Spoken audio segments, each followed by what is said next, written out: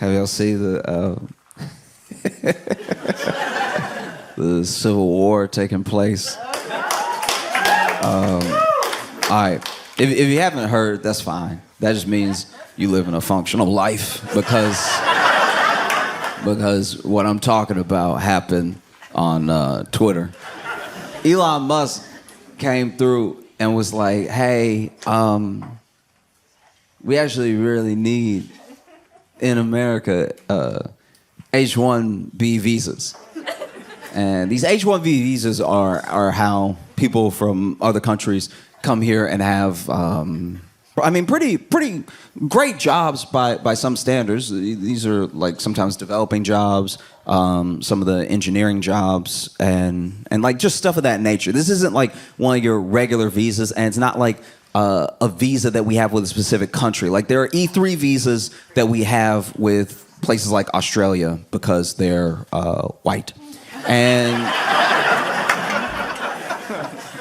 that's like that's a thing that we have with lots of different countries. So there's a certain amount of visas that are agreements between the countries, and we don't have it with every single country in the world, but even with like Uganda, we might have a few that are these specific visas that Ugandans can get or something, as an example, right? But the H-1Bs have a lot to do with jobs because with your H-1B visa, if you lose your job, right, you have to leave. But Elon is like, these H-1Bs are actually great. And Vivek Ramaswamy is also like, these H-1Bs are fantastic, right?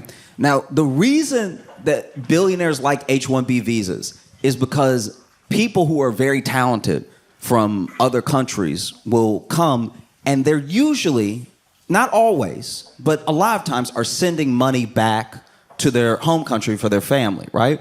And so they, due to the exchange rate, don't really have the same amount of demands as an American worker. Like an American worker, 100 grand, it means something different here than it means to someone coming here, right? 100 grand, you might still be like, okay, I'll have a place to live, but I won't be able to do much. I can't take a vacation. If I get hurt, I'm immediately going to go into medical debt because I don't have insurance. Like 100 grand is a lot of money, but you're still thinking about how you're going to move through life as an American, right? But if you're coming from somewhere, especially if you're coming from somewhere where this is the biggest opportunity you've had up until this point, you're thinking 100 grand. Okay, look, I can have roommates. I don't care about having roommates. I'll have as many roommates as it takes to keep as much of that 100 grand after taxes that I'm going to keep in my pocket, so that way I can send money home. And the money that I send home due to the exchange rate is fantastic, right? So now I can maybe even retire my parents off of this 100 grand, 120 grand job back where I'm from. So when they come over here, they are working these like crazy hours. Like we're talking like 80-hour work weeks, fluctuations, and what the job description is and stuff like that. And they don't complain, because if they complain, they could be fired. And if they get fired, they're immediately deported. They start all over again, right? So that's why Elon and Vivek love H-1B visas. So MAGA as a movement is very upset with this sort of thing, because the whole idea of Trump winning and Elon and Vivek making that Department of Government Efficiency, which is only named that so that it will be called Doge, which is low-key one of the most unserious things I've ever seen in my entire life. Like, that was when I was like, oh yeah, we're cooked.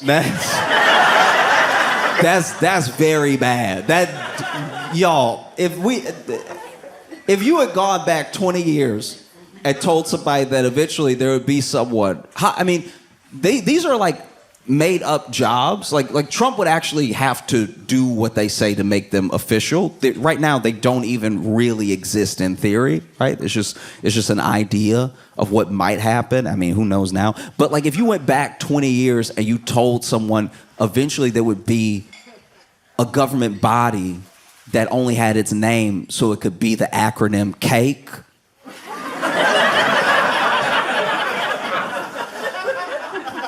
I'm sure that person 20 years ago would ask, when did all the smart people die?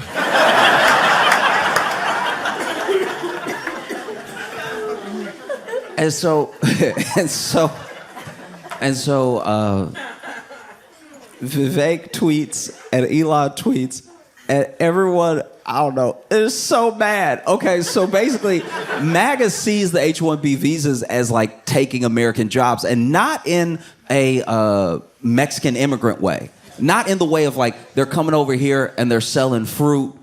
I didn't really want to sell fruit anyway, but like they're selling the fruit. I don't know how I feel about that. It's not like that. It's like, no, LinkedIn is empty.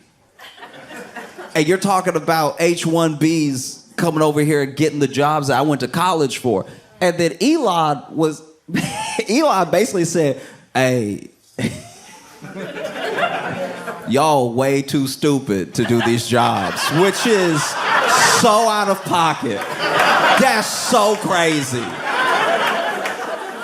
That, in a weird way, this whole ordeal almost made me feel kind of bad for MAGA as a movement, because when you think about it, a lot of why MAGA started is because, you know, whether you want to put them in quotations as elites or like coastal elites or just people with money, those people for a long time, and this is something that I don't like, that I've seen for a long time, because it's a city rule thing that we do to each other a lot, where there are a lot of city people that look down on like rural people in a rural lifestyle, because they're like, oh, you're not educated. But then the people in the rural areas look at city people and they're like, you actually can't keep yourself alive. Do you know what I mean? Like you I know you've read more than me, but like, how do you... Where does water come from? Tell me where water comes from. Oh, the bottle? Oh, okay. Oh, it comes from a bottle. That's cute. All right. You know, because don't get me wrong, as well-educated city people who I've been around, I've lived in lots of different places, and I travel around the country as often as I can, so I do my best to meet everyone so I can understand. I want to have as many pieces of the puzzle as I can to see where people are coming from, how we get places, right? And when I tell you that there are people who I know are very smart, very, very intelligent people, very smart people, but when you tell them that water comes from the ground, they look at you like, well, you must be drinking dirty water, because not my Icelandic, no. Guys, yeah. So Elon basically says y'all are like way too dumb to do these jobs. Like, I've seen your American schools, I've seen your colleges, and your colleges don't even match other countries' high schools. And the sort of general MAGA response to that was like, well, okay, but you agreed with us for the past like 4 or 5 years that the American college system was broken and that it's too woke and that we need to fix it and we need to change things up. And he was like, yeah, but you still dumb. Like that doesn't change. I don't think yeah, I don't like it either, but that doesn't make you smarter that you went to a dumb school. And so then they lose it. And then MAGA was like, oh, okay, I didn't know you felt that way, you South African.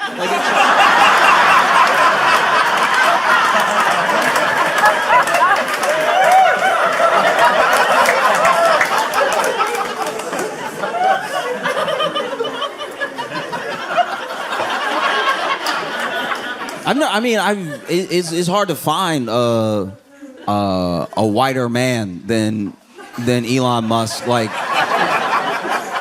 no, I mean, like literally and figuratively in a sense, because he's very. Oof. You know what I mean? Like the sun, not a friend, right? But the way they were calling that dude African, just You ever, because they're like African, but then I'm an African American, and I've never had racism miss me like the Matrix.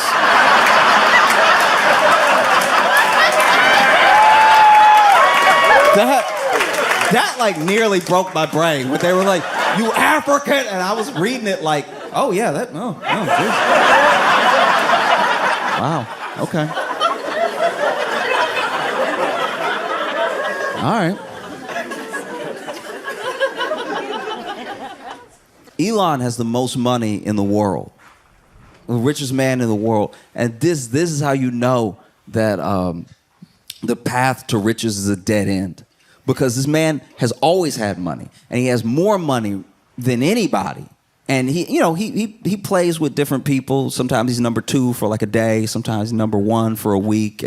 But he's richest man in the world, is safe to say, right? I'm sure somebody can pull me up 4 months from now and be like, actually, this other person. It's like, yeah, for 20 minutes. But like, it's richest person in the world, and he's still deeply, deeply missing everything about what a joyous life is. He's the richest person in the world, right? But out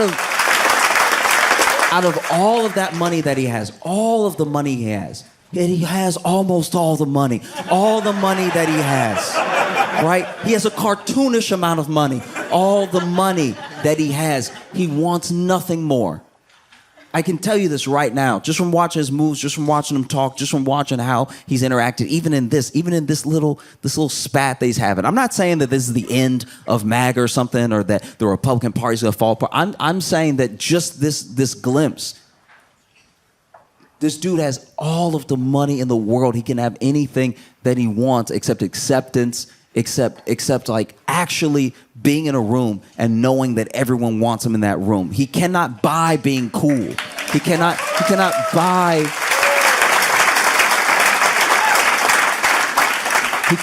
buy genuineness. There are always going to be people who love Elon or think Elon's dope because they think that he's a genius, because they think that he is going to help them become like him, or just because he has money.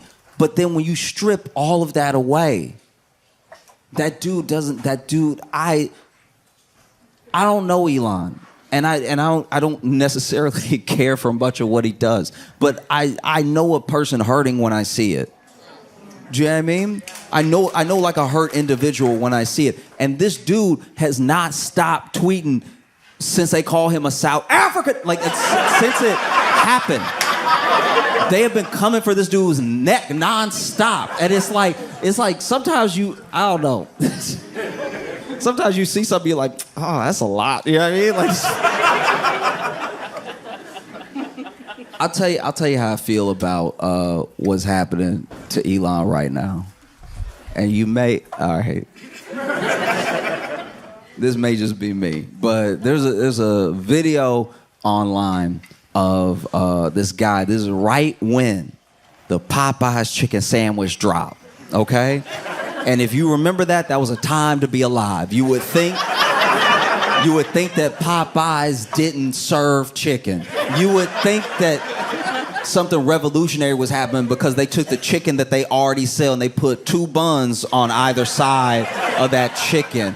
People ready to fight over this chicken sandwich, and they were running out, not of chicken, of the sandwich, which means they were only running out of bread. And people were losing their minds over it. They could not. What do you mean you want a chicken sandwich? I waited in this line for 5 hours to get this chicken sandwich just to bite a piece of chicken and with bread on either side of it.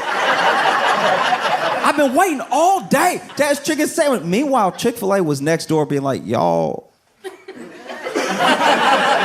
we hear all the time. It's like, nobody wants that right now. I want the Popeyes chicken sandwich. And so there's a video where this guy is, I believe he's in Georgia. He might be in Atlanta, which also makes this thing very poor judgment. But this dude is in Atlanta. He's a white dude, right? And everyone else in the Popeyes is black. And I don't know how long he's been waiting. I don't know why he's so mad, but he's stomping around, right? And he's stomping around and getting in people's faces and stuff. He's like, "Where's my sandwich?" And then finally he goes up to somebody. He's like, "Get out of my way now!" And like it's just going back and forth, right? And then finally, his sandwich is ready. He snatches the sandwich. He's like, "Give it to me!" And then he pushes somebody out of the way. And the person filming him is just like, "Oh no." Fast forward like 5 seconds, maybe 10.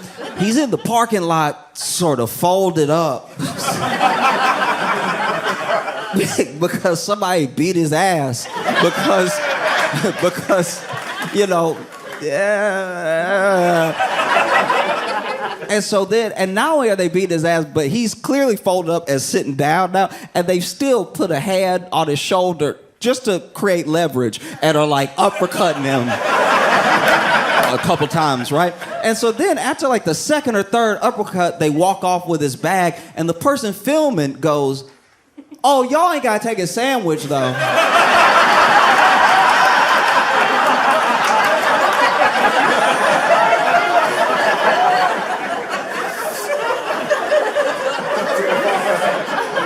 Which is weirdly, I don't know, which is a very short, but a very poignant, like lesson about racism, or at least how people who experience racism treat the people who are racist towards them, right? Because even in this hateful thing, there's this line that's like, "Oh, okay, but that was enough." Do you know what I mean? And so when there are people who rarely or never experience racism, and it's a new feeling, it's a new type of anger, it's a new type of hurt, they're not gonna know what's enough because they're not practiced in what it feels like to find a level with it. Do you know what I mean? There are things that happen in the world, and they're sick and they're racist, and then it's not something that you can always change or resolve, but you have to move on with your life. You have to live, you know? So you can fight back as best as you can, and you can distance yourself as best you can, create safety as best you can, but that will be out there. So when like someone who is not used to the practice of dealing with that thing feels it for the first time, nothing will ever be enough. And so because nothing is enough, they went after Elon in a way where I was like, "Oh, y'all ain't got to do all that."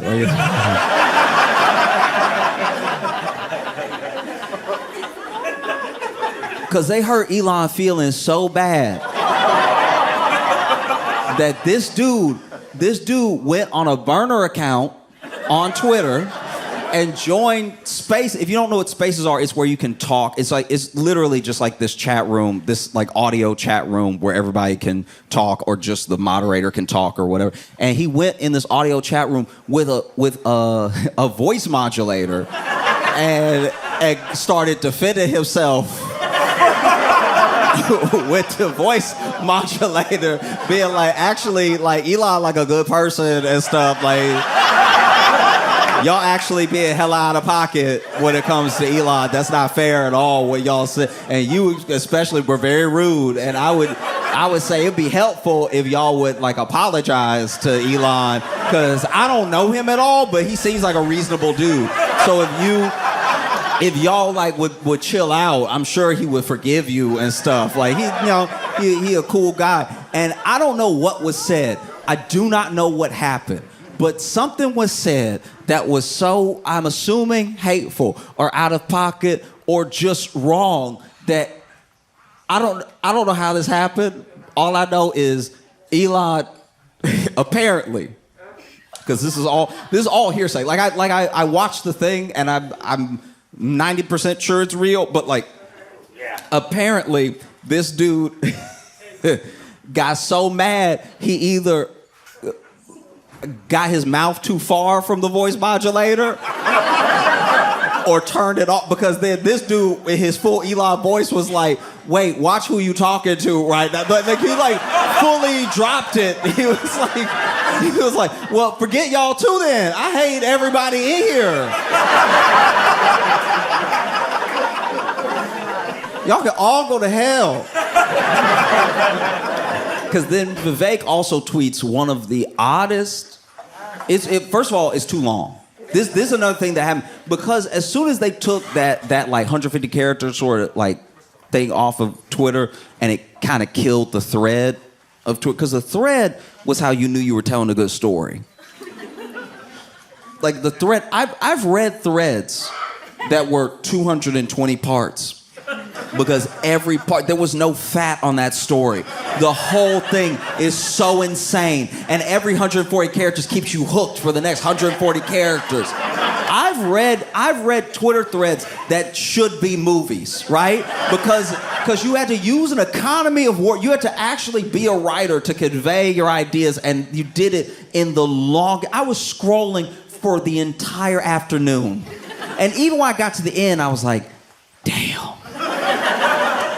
And now, you can just do the whole thing. So then Vivek does this whole thing, and he's like, basically, if America wants to win, and if Americans want to win, and by the way, when I say Americans for a little while here, when I say Americans, there's a subtext for everyone talking that they mean white Americans. Just so you know, because sometimes people say Americans, and then well-meaning people go, no, we're all, and I'm like, all right, So Vivek is like, if Americans want to win, then, it comes down to culture. And right now, your culture is trash. It's basically...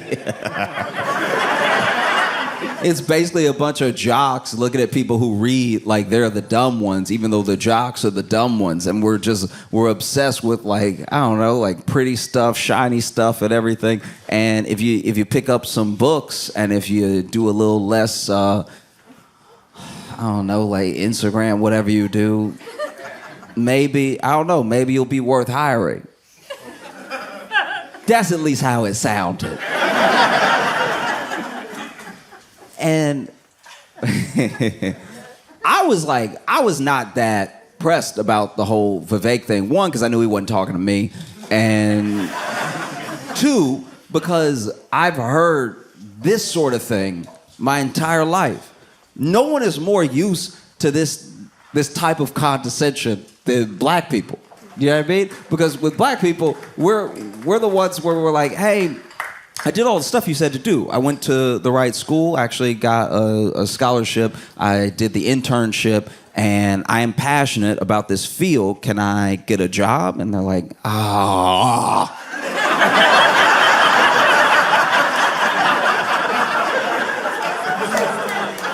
we already have a black.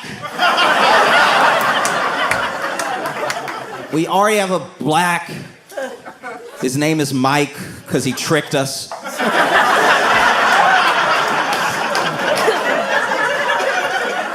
We already have a...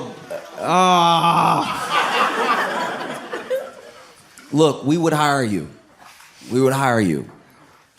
But the boss's dumbest cousin needs a job, and so we're going to have to give it to him. But, I don't know, keep applying, and then maybe if Mike dies... we'll need a black, so then you can do it. Do you know what I mean? Like that's just a general reality. And so to hear Vivek talk to white people like this was wild. That was so apart, because then the comments were all like, but I did all the stuff, and he's like, yeah, no, I know. But you're dumb. Like, I don't know what to tell you. I would never hire you, And he doesn't say that. He doesn't say that exactly, but that's what he implies throughout the whole thing. And then he stops responding because it's thousands of people. But I don't know. There were so many people that came out and they were like, look, what the whole reason that we joined this MAGA movement, the whole reason that we thought Trump being in office was a good thing is because it would mean more good jobs for Americans. And look, if you genuinely believed that, then I don't. You know what I mean? No, I'm not being a dick. I'm saying if you if you genuinely believe that, then like, that's bad. You know how...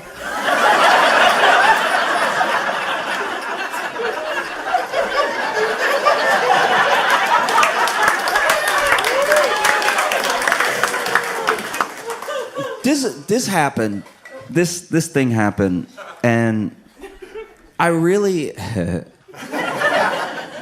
I worry sometimes. I think about this a lot, and I think about this with every like topic that I talk about, or any joke I tell or story I decide to talk about. That like, I would like to believe that like,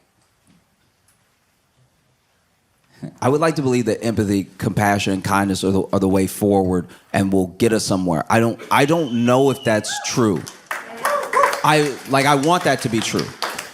I think if you make your obsessions community, culture, connection, and compassion, then I think that there's a way forward. You know, I don't know if that is right. It might be incorrect. It's what I've chosen my best to do, and I'm human, so I'm probably gonna mess it up a lot.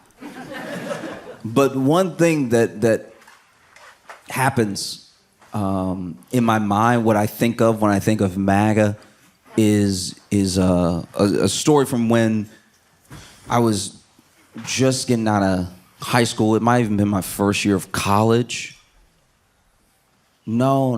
It was like my second year of college, right? And I was getting off a shift at this restaurant that I worked at, and my friends were picking me up. And when they picked me up, we would hang out on the weekend, you know, all the times that I was back at home, which is where the restaurant that I would work for extra money was. So I would leave college, I'd come back home, work a shift, and then spend the weekend with my friends.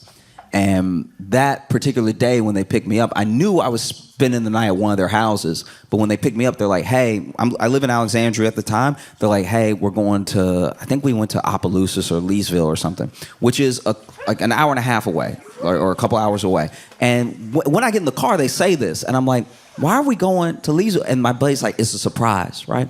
And so then we get all the way over there. Now, my second friend in the car is about to go away to seminary. So I went to a Catholic school for high school, and you know, I actually like treasure it as an experience, not because of any sort of like religious teaching, but because it gave me a little bit more insight into how people think and how the people around me thought about me and about the world, right? But then there were some people that went to the school that were like, yeah, we'll do this forever. And he was one of them. He was like, I'll just be a priest, because that was his track, right? And so then we get to where we're going, and it's a strip club. And so my one buddy had decided that because our second friend was about to go be a priest, he should at least see titty, just to be sure. Just in case.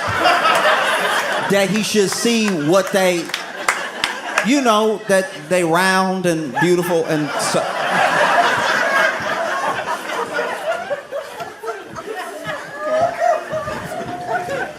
And so then, you know, we go inside, and I'm okay.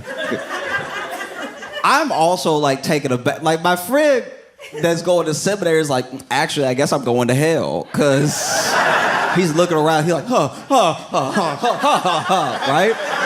I'm just generally slightly uncomfortable because I was like a late bloomer, sort of like accepting myself and like accepting my. I guess the way I come off to people and stuff. And so I'm still like this awkward, tight, you know, as soon as I walk in, right? I'm nervous, and he's nervous for like different reasons. He's like, you know what I mean? And so then our buddy who took us, who was driving, buys my friend who's going to seminary lap dance. And so it's not just any lap dance. It's a lap dance in the private room. And so I was like, you gonna get that boy a heart attack, and then he gonna die, and then he gonna be there, and then be like, look, I did everything right, but I will say I did die at a strip club. That shouldn't even be on me because I didn't know we were going there. But she started rubbing up on me, and it was too perfect. I thought it was one of your angels, all right? And so then I got excited, and then my left arm started to hurt a little bit, and now I'm here. But that shouldn't even be on me, okay? I didn't drive myself. I didn't do it. And so then, he goes private room, lap dance, and he comes out of the room a new man. The dude comes out of the room. I don't know what happened in the room. I'm assuming dancing, but this dude walks out of the room like he had to do all the dancing. He walked out the room disheveled.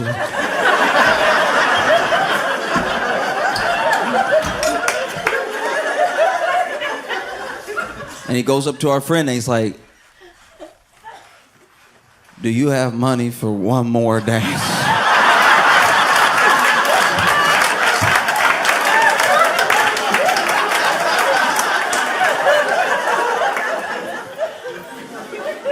My friend pays for another dance and he goes back. And, while he's in the room, I had my own journey. Because I was at the strip club and I was just sipping on a Sprite because this is back when I still drank soda. I had to quit. It's too spicy. It generally burns my chest. Like it's too much, right? But back in the day, I would hit a Sprite, and so I was sipping all this Sprite, and this one dancer walks by, and she does this thing where she basically like massages the back of my neck as she's walking by. But I am not used to being in strip clubs. I'm also not used to people coming on to me, so I thought it was a spider. So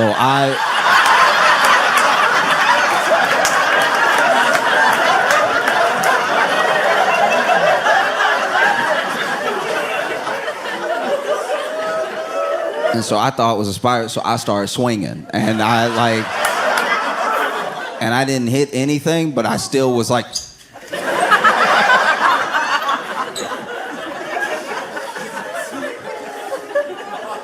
And then later, another dancer came over and she sat across from me. She was like, hey, how you doing? I was like, I'm good. She's like, what's your name? I was like, I'm Josh. And she's like, what brought you in today? I was like, oh, my friend, he's gonna go to seminary.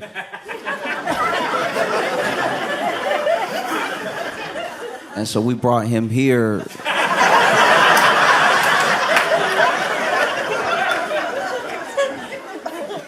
To make sure. I don't really know what the plan is. And she's like, oh, okay, yeah, that's a funny story. You're funny. And I was like, I didn't say anything funny. And he's like, oh, well, you're kind of cute. And I was like, oh, thank you.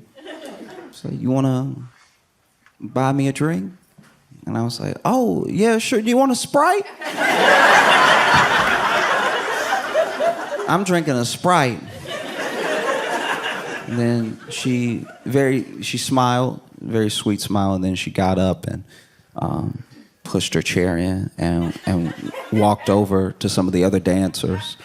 And she was, I don't know if she knew I could hear her. There was music playing, so I know she was yelling it to let them know, but I was still within earshot when she said, she gets up and she goes to the other lady. She's like, oh, y'all, don't worry. He's slow. Don't...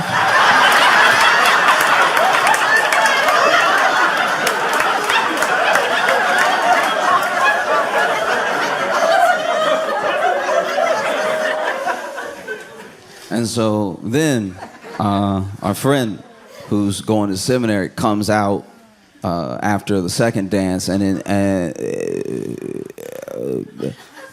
whatever happened the first time happened worse the second time, because now he like walking out, but he's sort of holding his arm too, and he's like,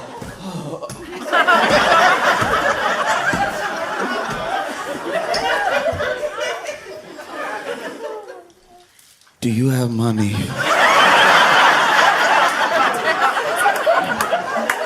For one more dance. Our buddy gives him money, and he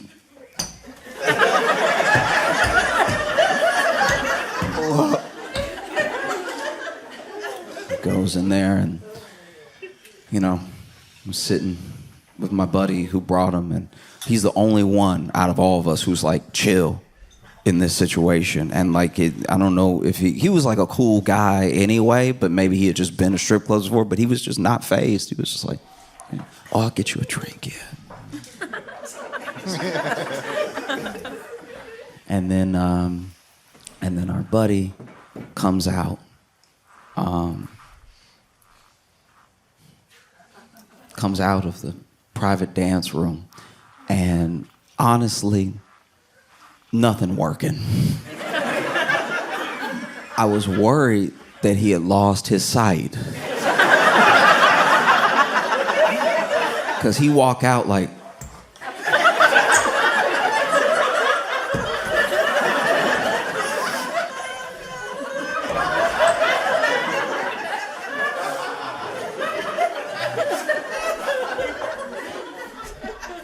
do you?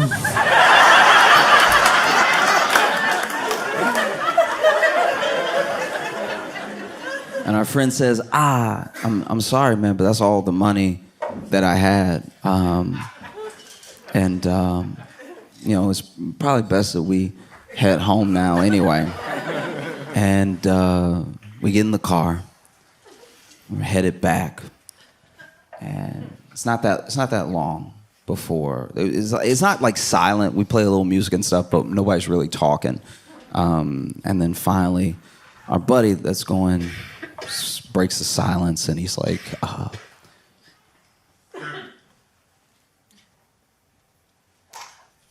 don't know if I can go to seminary.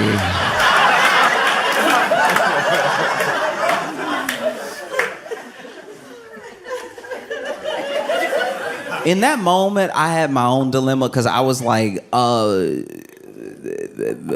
does that shouldn't land on me though. Like I shouldn't.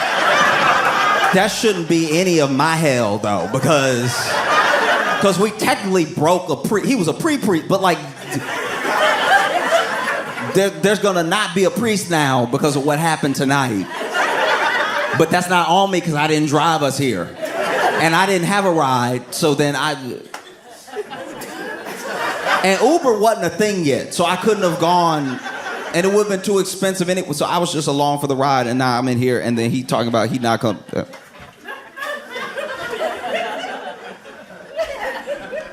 And then he's like, yeah, I don't know. I might have to think about it, because I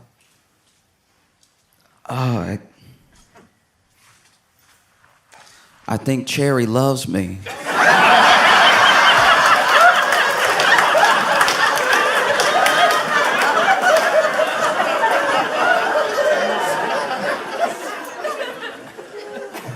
And I think I love her too. And so when I think about MAGA,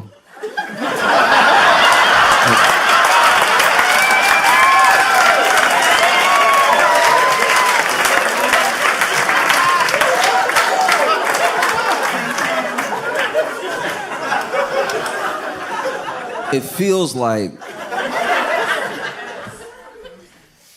they love this dude, and he thinks, oh, I have their love, I'm good. And they think we love him and he loves us. But he's just up there dancing.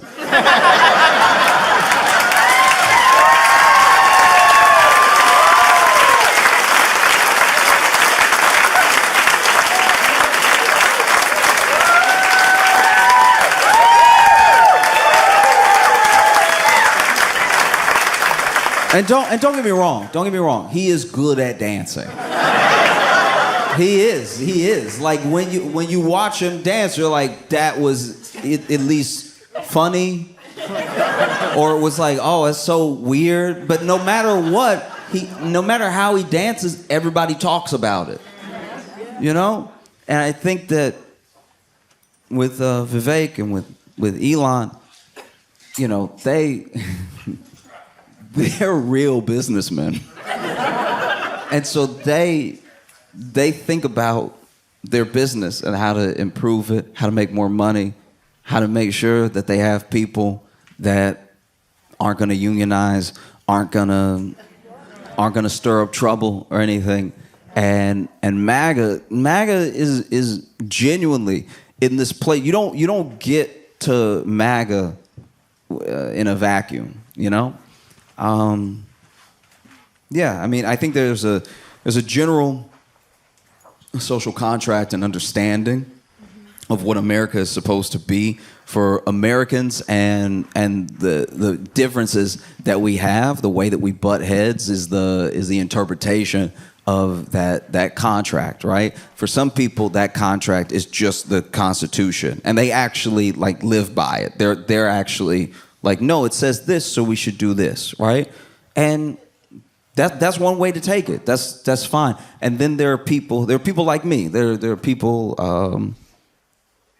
that at any point in American history have been deemed different or other, that see the contract as something that you might get by happenstance of having money, but is not going to be given to you outright. And then there are white Americans who believe in the contract, and they believe a part of the promise that's like unspoken, which is all of this, you'll have access to all of it. All of this is yours by virtue of you following the rules and doing what you're supposed to do, because this is your country. And so when Elon and Vivek, who are not the right white, do you know what I mean? Because when Elon crossed MAGA, he became a South African real quick. Like, that was... And Vivek, I don't know, y'all. Bro, you were never in. Like, you were never... But when they made these points, and when they gave a lot of that movement what is genuinely some of the hard truth. It's like, all right, if you think college is broken and woke and whatever... If that really is your opinion that you hold, then you do your best to change the thing. You don't throw the thing out. You don't go, guys, I don't like gender studies, so now math is also gay. Do you know what I mean? Like, if you don't like gender studies, then don't major in gender studies. Like, that's a quick and easy path to not have to deal with gender studies. This should just be like, I will just do the And so I don't know how the war is going to end. You know what I mean? I don't, because it's weird. I thought this would take at least until February.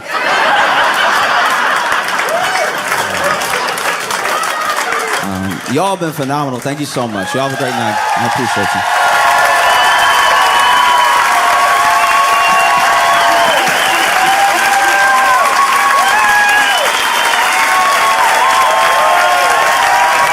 Give it up for Josh Johnson.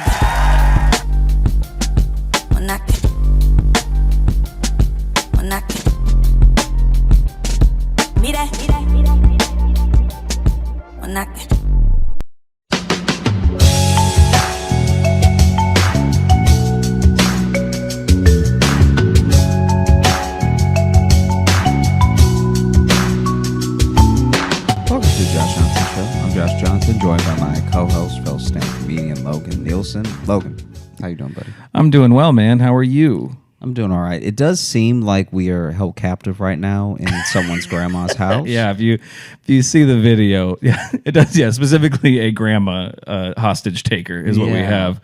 Yeah, it looks like we're being kept well fed and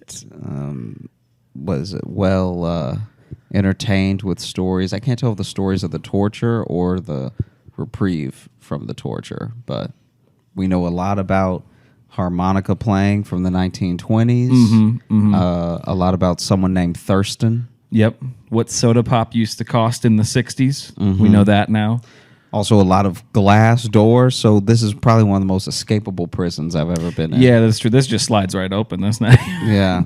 Yeah. No, this is it's strange because the camera's pretty far away if you're watching the video. And the futon we're on, the only way to really sit comfortably was for us to slump back like this. This futon is so uncomfortable. You can tell no one's ever had sex on it.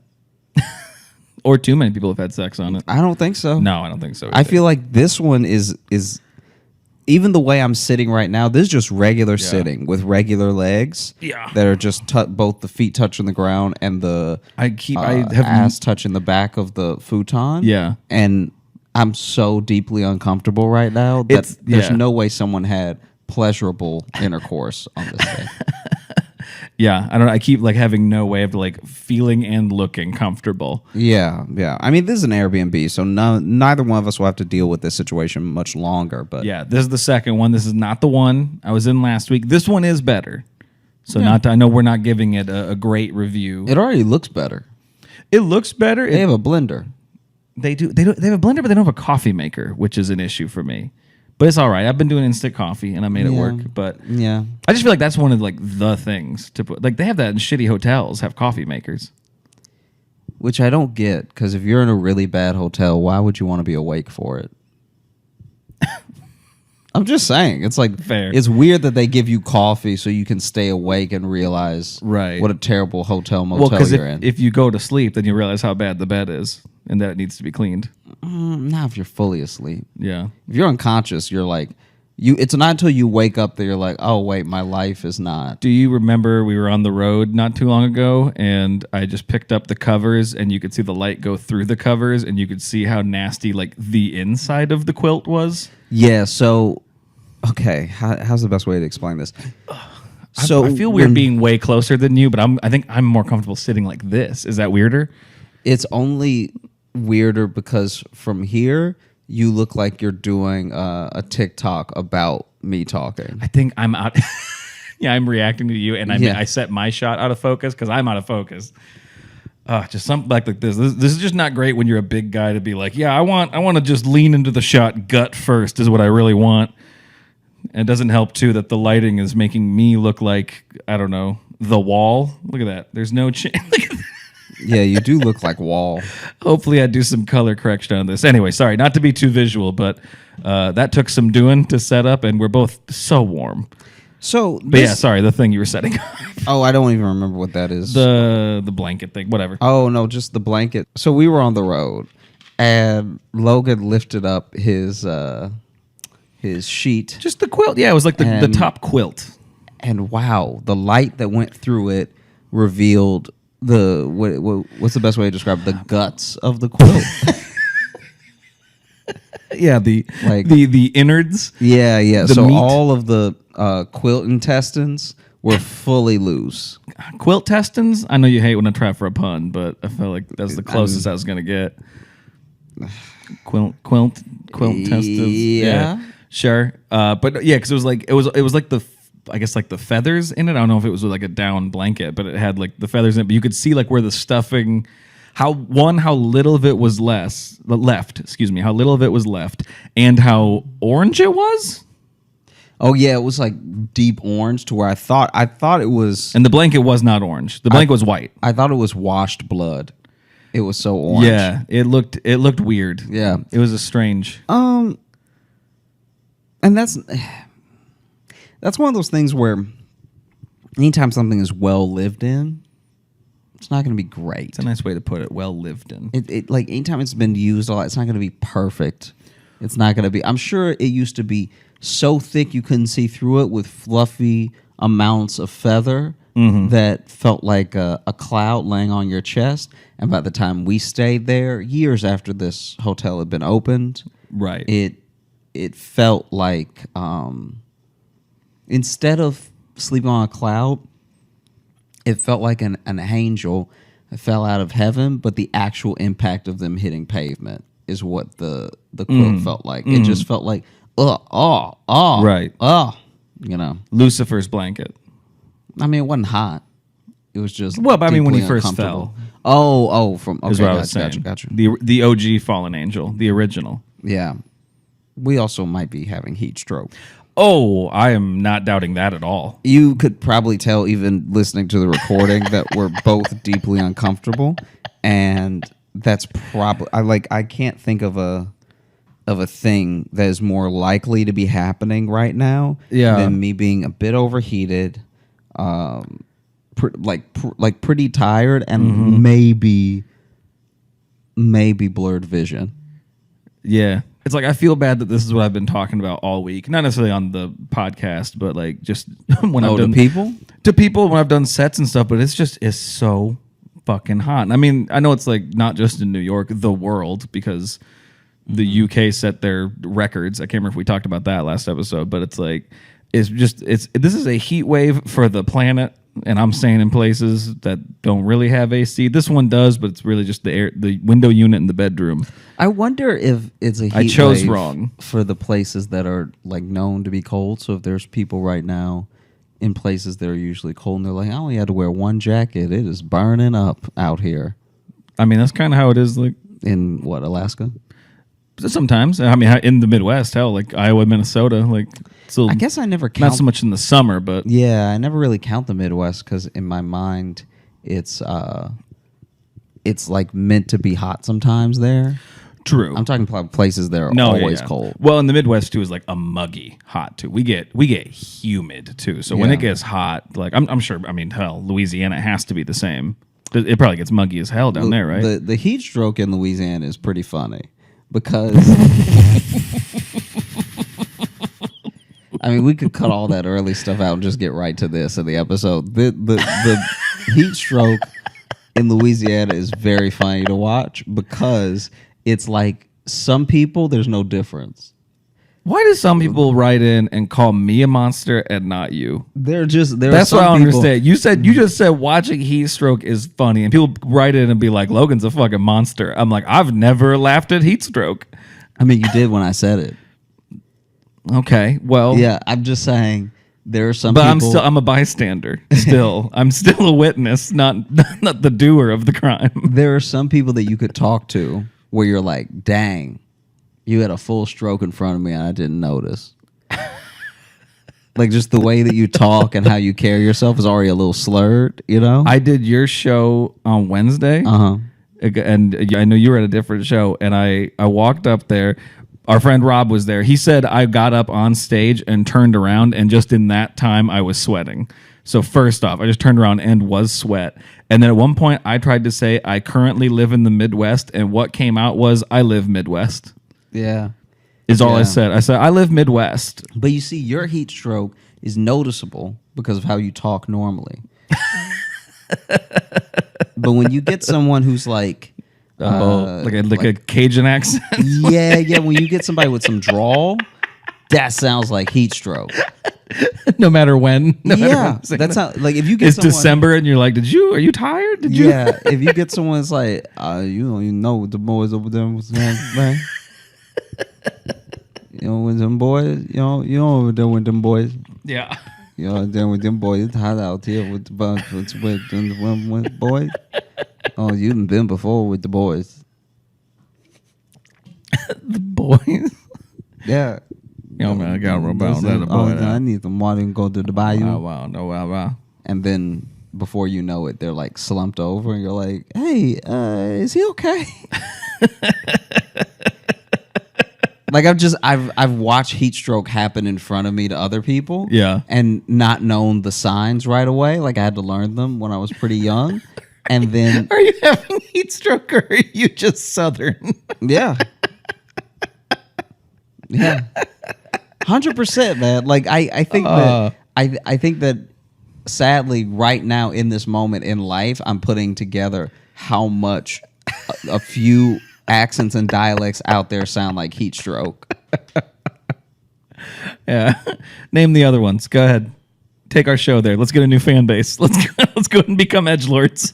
No, I just mean like I think that there are people that I grew up around, especially people in like more of the rural area that had a lot of that French.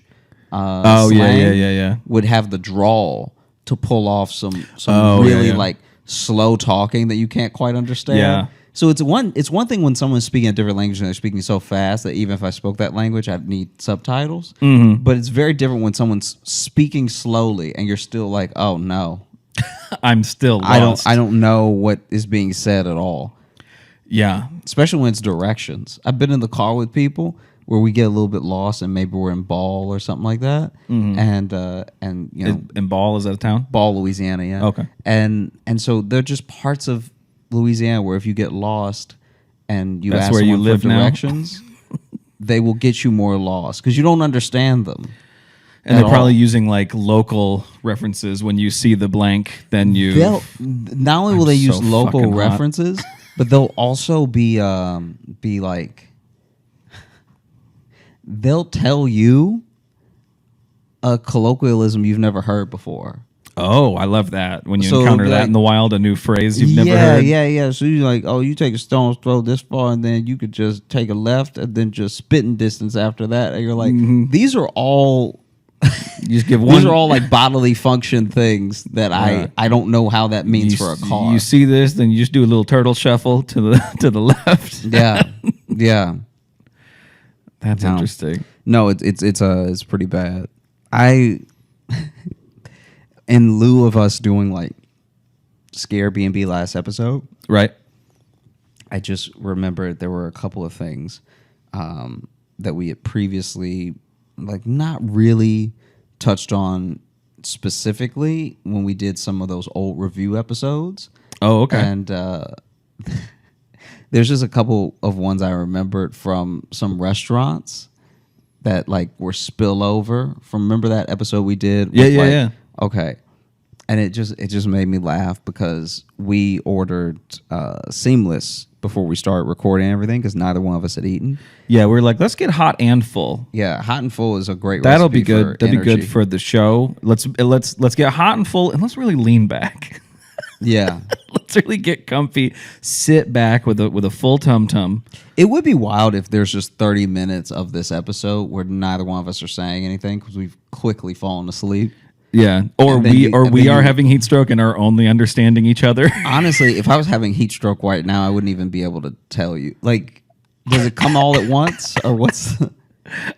I've seen it happen playing football. I mean, I've seen it happen No, I to know. other people, but It I is guess, weird 'cause what does it sometimes- feel like? Well, see, the weird one, I can't remember if I've talked about it on the show before. We'll get back to these restaurants, but I can't remember if we talked about it on the show, but when I saw my friend get heat stroke during a football practice, and he stuck with it for a while, and like he says he does not remember like the latter half of the practice really, or like once we got to like the real big conditioning stuff at the end.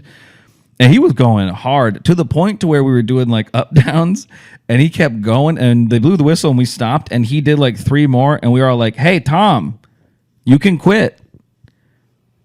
And he's just like, ugh, ugh. And he was just like his body had taken over, but his mind was no longer there until we went to like have our final like, breakdown meeting, and he runs up and just falls over.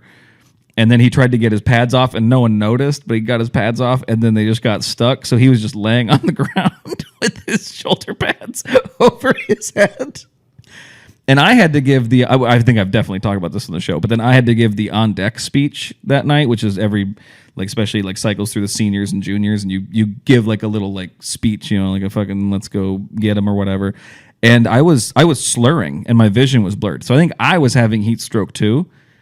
And I had a speech prepared, and it was all gone. I just went there. I'm like, look at this football, and the team because we're playing, and we need, and let's so let's go.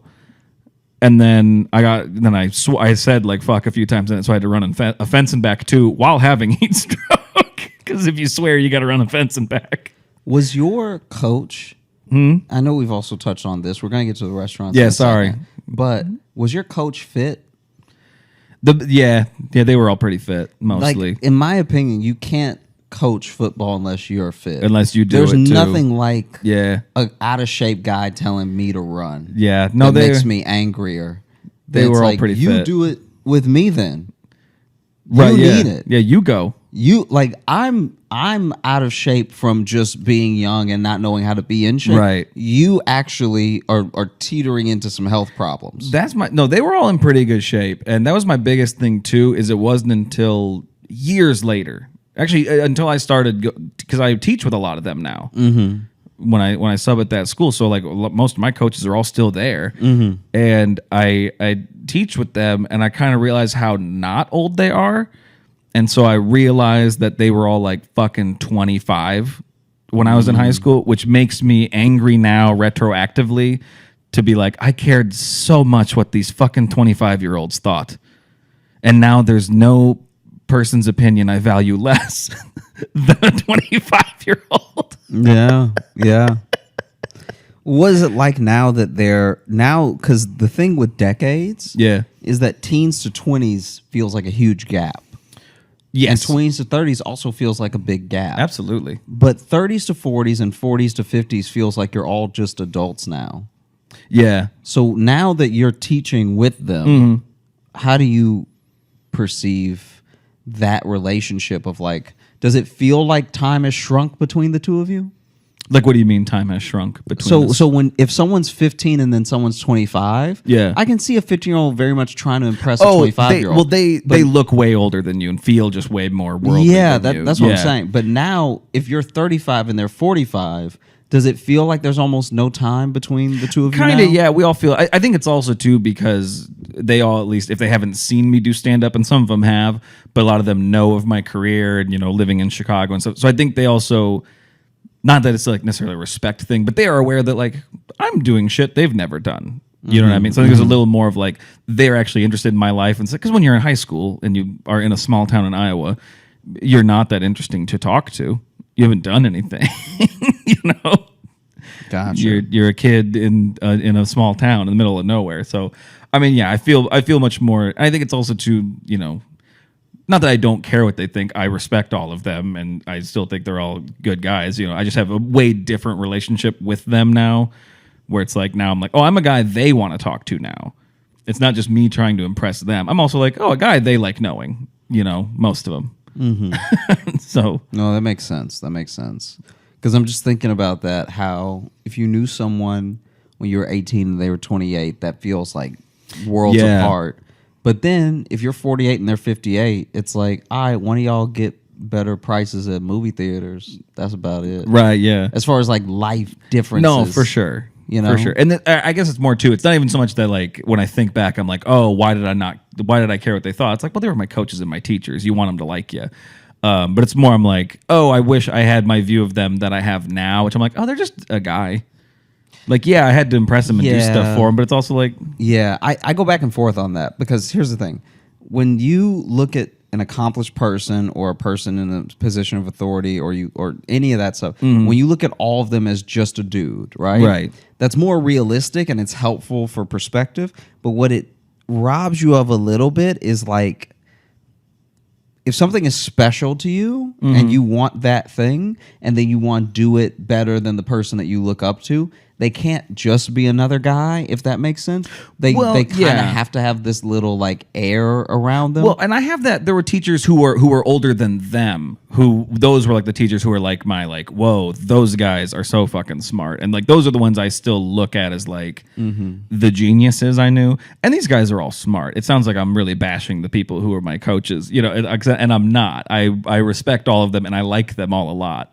But I think I was trying so hard to be like a kid they like, especially because too like my older brother was like they fucking loved him. He was such an amazing student and a really great athlete and stuff too. And I was fine in both categories, So it's like I'm like I just want to be liked, and I was more doing that rather than like pursuing stuff because I wanted to be good at it, or you know what I mean. That's what I mean by it. Gotcha. Where it's like, and then that's an ice cream truck going by again. That's 2 episodes in a row that we've had an ice cream truck going this right by. This neighborhood love ice cream. This neighborhood does love ice cream. This neighborhood, they got, it's sad. I hear it everywhere I go in Brooklyn. There's I'm hearing so much ice cream in Brooklyn. Nobody really can run for the ice cream truck. Like if you miss them, you're just gonna have to get them tomorrow. I mean, it sounds like they go slow. So, because I hear them in just the one block for a long time. Yeah, I remember one time the ice cream. What truck. did we just talk about for a long time? Was I rambling about my coaches? Yeah. God, I'm in my 30s. What is happening? So one time, and we're gonna get to the restaurants, I promise. One time, Oh, I hope we don't. when I was in Louisiana, I was like a teenager, and this is when I would do cross country. My mom gave me a key, so when I got dropped off from school and from practice, I could just go in the house. Because it was when I was like old enough that she didn't need to take me to the library after school every day. Yeah. And so, sure enough, man, oof. I remember I got dropped off at home. I went inside and was playing with Rocky or something, and then the ice cream truck for the neighborhood broke down in front of my house, Oh, shit. but they just never turned the music off. And so they just were camped out trying to get like someone to bring a tire out and everything. Yeah. And selling ice cream the whole time. So for them, it's just business. But for me, it's like 2.5 hours of the same ice cream truck music. And you know what's crazy? So I didn't have any noise canceling anything, and so all I could do was loud. Like I could just play music. All I loud or could play do was loud. all I could do was loud to combat it.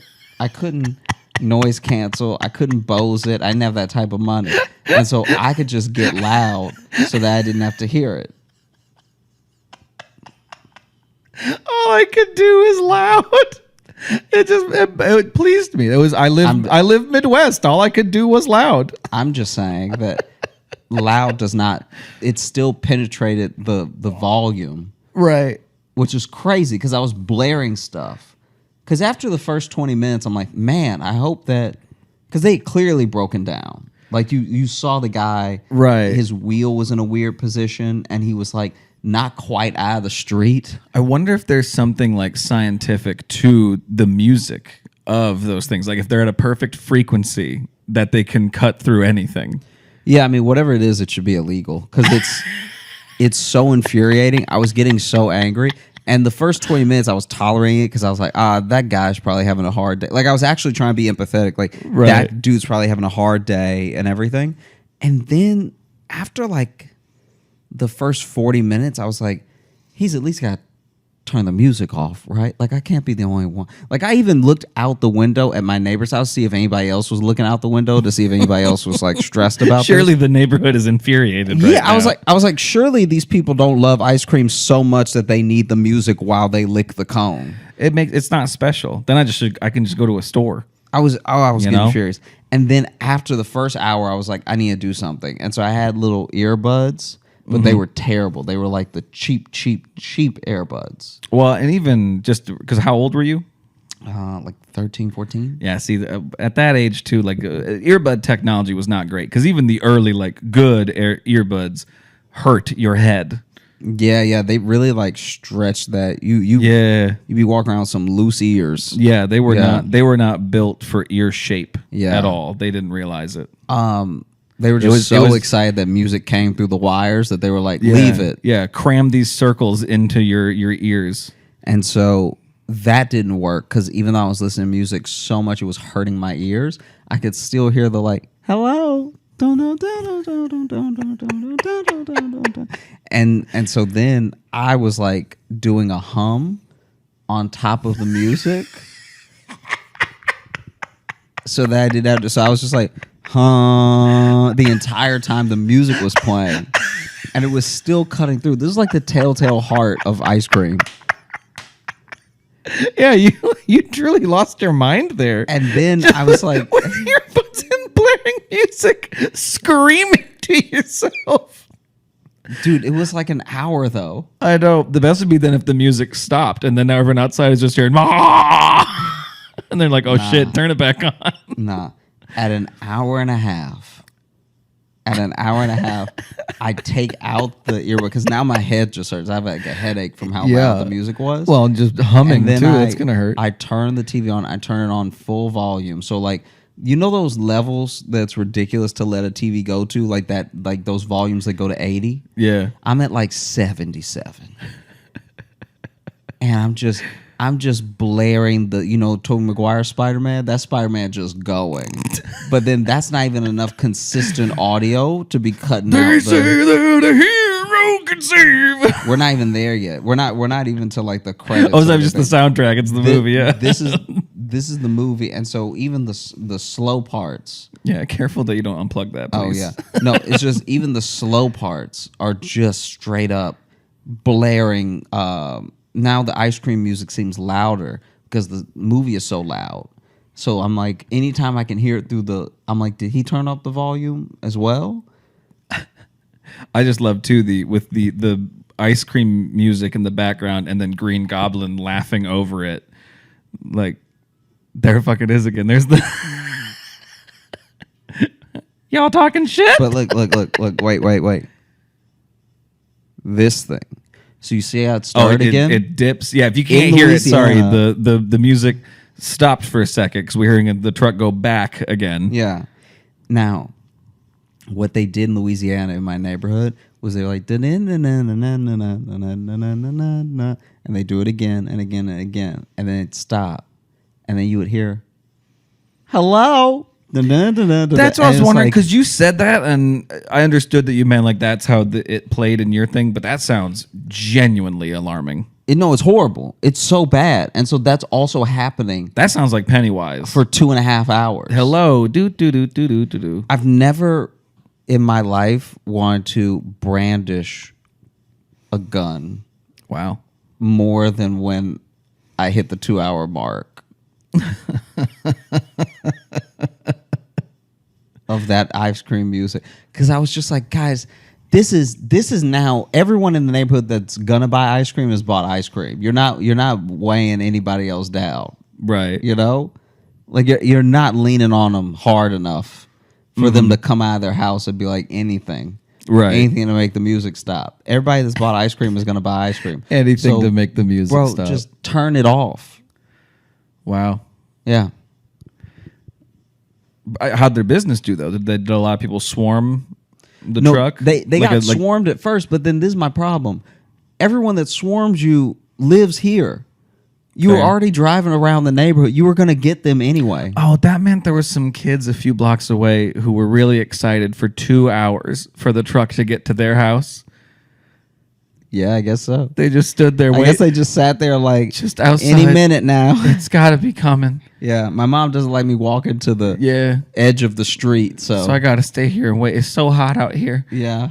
I got the money crumpled up in my hand, and I just want them to. Why won't it come? Have you ever seen the fire hydrant get open?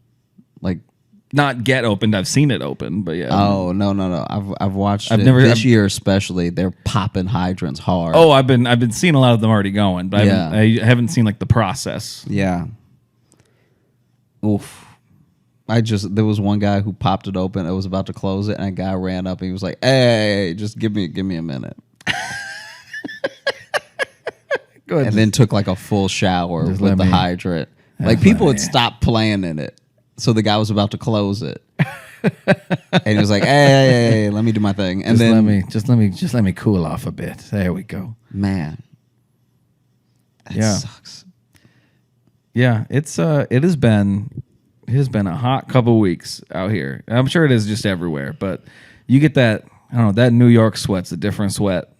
I will say that. I don't know what it is. Yeah. I spent this whole time thinking I left Louisiana. Yeah. That's the thing. It's like almost as bad. Like I've been in like LA when it's hot, but it's that, I think it's just that desert hot. It's a little more dry. There's an ocean nearby. I mean, I guess there's an ocean nearby here too, but it hates us. I don't know. It must just be the tall ass buildings and all the concrete. It must just be that. It it turns into one big hot rock. Yeah. Yeah, I can't even imagine what I'll do if this continues. I have like every time I get back from doing something, I get home and I have to peel off a wet shirt and then just, I don't know, just try anything. It's like, because you can't move. You can't move from Earth. So you can't move from Earth. We're just here. Yeah, I thought we had more time before the end was coming, but boy, she's barreling forward at us. Oh my god! It's like This can't be a good podcast to listen to, can it? I mean, we've got out of the 30 minutes we've been recording, we have 20 minutes that are very entertaining. Okay, good. Yeah, Just checking. yeah. It won't be until you listen back that you know for sure, but the parts that you've laughed have been funny. I know. I was just joking because it's just us constantly being like, "Oh, it's so hot."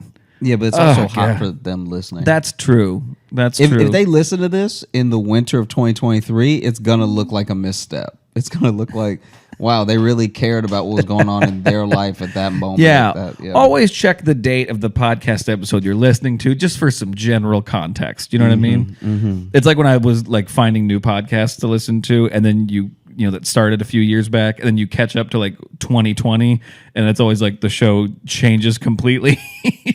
And everyone sounds a little more confused and sad. And I'm like, oh yeah, that's how we were all thinking then. Yeah, yeah. It's so hot in here. I'm almost positive every one of these plants is fake. That's a good point. There's no way they're alive. No, that one's definitely fake. Probably those ones too. That one, I mean, yeah, that one looks plastic. Yeah, for those of y'all who can't see, which is everyone watching. Because even if you're watching, they're off camera. There are 5 plants in here, and I'm almost positive that 4 of them are fake. And the only reason that bothers me is that... Well, also, I'm not watering them, so I hope they're fake. No one's sneaking in here to give them water. I don't like the stolen valor of fake plants.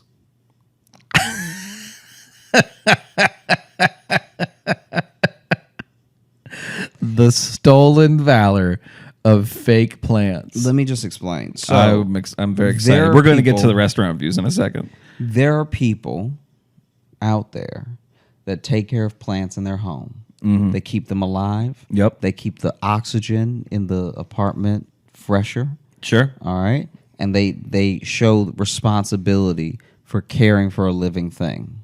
Then there are other people who are like, let me just take all of that and buy something plastic for $6. Yeah. And put it in the same place I would put the real plant. I like to think of it as an action figure of a plant. I think of it as plant taxidermy, and it's disgusting. Plantsodermy. Come on, that one was right there. I knew you were going to hate that one too. Honestly, if the seat on this futon wasn't backwards and I wasn't sunk at it, I would get up right now. Say if I had any strength at all, I'd storm away. Yeah. Yeah. Jess has been, I can't remember if we've talked about this, but Jess has been a little plant crazy these days. Really? We got a lot of plants in the fucking house now. And it's like, it's okay. I'm fine with it. But it's like, it seems like anytime we go anywhere. We were here in New York when she was here with me. And we walked by somewhere and she was like, ooh, I could get this. I'm like, no, you can't. That's not going to fit in your carry-on. What are you doing? You're not going to buy plants here. She's like, well, they might ship it. I'm like, or we'll just find it where we live. Like, don't do that. Yeah, New York doesn't have any special plants. And exactly. And the time we've shipped plants, they get all fucked up. So she's done it before. They show up not happy because it turns out plants don't love living in a box for a couple days. So when I was taking the bus, Yeah. this is like maybe 2 years ago because this was so close. I was taking the bus to do a show 3 years ago, I guess, because it would have been 2019. Yeah. Taking the bus to do a quick spot in Connecticut. Okay. And I was like, I was on the bus, and the whole time I was on the bus, I was like, I should have just taken the train. I feel that way every time I take a bus. I'm like, the train, sometimes the train is not quicker. A lot of people think that the train's going to be quicker because it's like a straight shot and there shouldn't be any traffic or anything. Mm-hmm. But sometimes there is. Sometimes something happens with a train that's an hour ahead of you. And it's the only one path it can really take. It's the one path you can take, so then it does delay you by 30 minutes or 45 minutes. Like, it's a misconception that the train is just always on time. They love to be on time, but they're not always. Right. Anyway, I'm on this bus, and there's this grown man handling a bag with a bag in it of fish, right? Of like live fish. So he's like clearly gone to a pet store and bought some fish. Right. And I don't know where exactly he's going, but he's in New York getting on the Connecticut directed bus. So he's at least going to be riding for a while. God, I hope this doesn't have the same ending as the bag of soda, man. No. That'd be a bummer. No. But then the guy with an umbrella gets on the bus. No, but it's just funny to me because he had all these fish, different fish, by the way, that were going to be, I was assuming, in the same aquarium.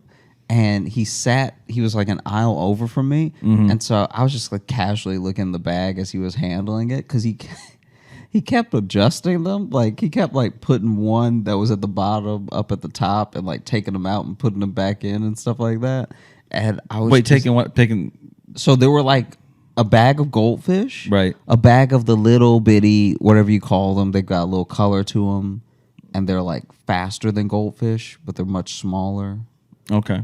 Let me see. I mean, I know you don't care about the actual type, but like it was like imagine a goldfish. Right. And then these little things that are just like, they usually have whole schools of them in some aquariums. Right, yeah. I couldn't tell you what they're called, but I and think I know what then, you're talking about. And then what I think was an algae eater, because it was like a little long and had the like... flat mouth? Not just the flat mouth, the color. A fish with no chin? Yeah, fish with no chin. Glass jawfish. Just that flat neck. the pattern on it was like an algae eater. And so he kept just taking the bags out and putting them on top of each other. And I was like, like that was going to do anything? I don't know if he was trying to keep them warm or cold. Like it was just him moving them around a lot. I don't want any of them to feel superior to the others. Yeah, I want them all to know that at any point in their life, I could change how they live. You ever buy fish just to play God?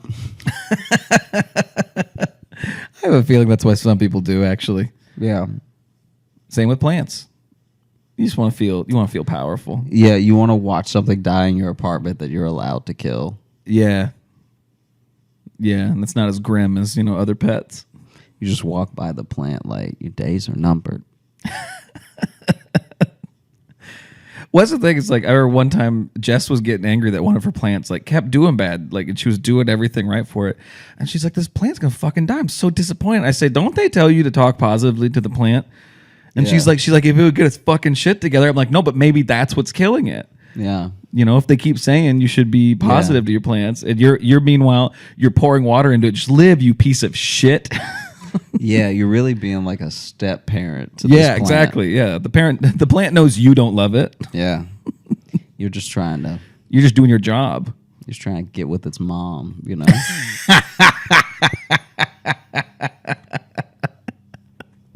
Yeah, I sat down with our cactus and I said, "You can call me Dad. Yeah. I'm not trying to replace your dad. Your dad cactus. Your dad-tus." Yeah. That's one of my favorites now that I'm like getting a bit older. I have friends who are dating people with kids for the first time. Oh, yeah. And one of my favorites is... You ever date anybody that had a kid? Nah. Okay, me neither. Nah, but I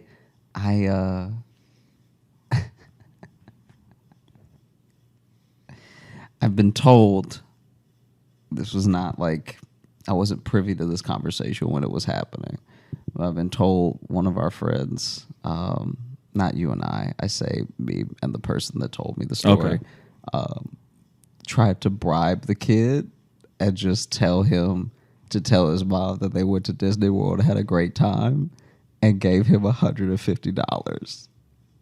Wow. But in my head, I was like, you almost at Disney money. Yeah.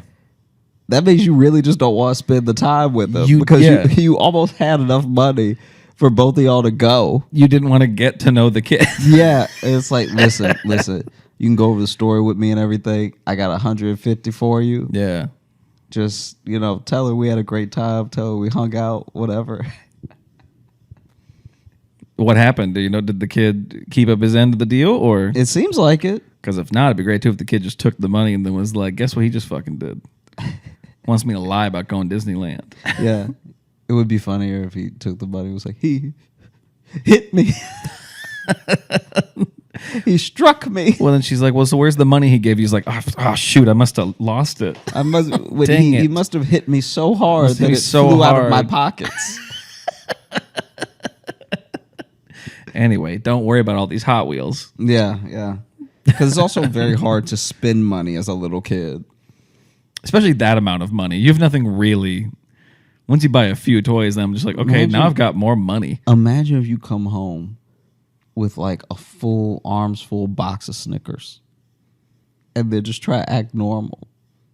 I found it. Yeah, I found this box. Fell off a truck, Mom. Can we keep it? Yeah, fell off a truck. Fell off a Snickers truck, and they wouldn't want them all road rashed and everything. This is gonna go to the discount store. I want these Snickers to have a good life. Can I tell you when I was little and we used to go to the dollar store and stuff like that? Every once in a while they'd have like a brand name candy there. Yeah. For like way too cheap, and so other kids were getting excited in the aisle to check out, and I was always like, "What did y'all do to it?" Because it's only when I go to other stores, it's only 20 cents more. They're all pre-melted. Yeah. I was like, what's wrong with this? Or we grave it was just like a mislabeling, though. Oh, awesome. A Snorkers.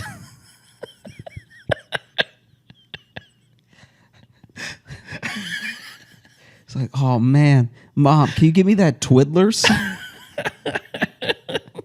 I can't wait to eat this Malky Wax. Yeah. Wow. This chocolate is so spicy. This Herschel's bar does not taste good. Give me a handful of Scuttles. Yeah. Scuttles would probably be fire, though. Scuttles, I bet. Yeah, Scuttles sounds like the people who lost the lawsuit to Skittles that actually came up with Skittles. Yeah. Like someone tried a Scuttle and they were like, I'll just take this home in my mouth without chewing. And then they just spit it out at home and try to figure out the recipe from there. Right, yeah. A Scuttle is made with real fruit. Yeah. It's actual fruit flavor. Yeah, but that's too expensive. So they went with what? Titanium dioxide. Some red 47 or whatever the hell. Yeah. So the restaurant reviews. Oh, okay. So it was just this restaurant review that made me laugh because it was to like southern seafood place, and they were complaining about the wait, which is a valid complaint. Like they were like, wait time was extra long. Damn, and this everything. is how fucking hot and melty my brain is right now. I'm like, what? Like the fish was too light? I literally was like, they were complaining about the weight.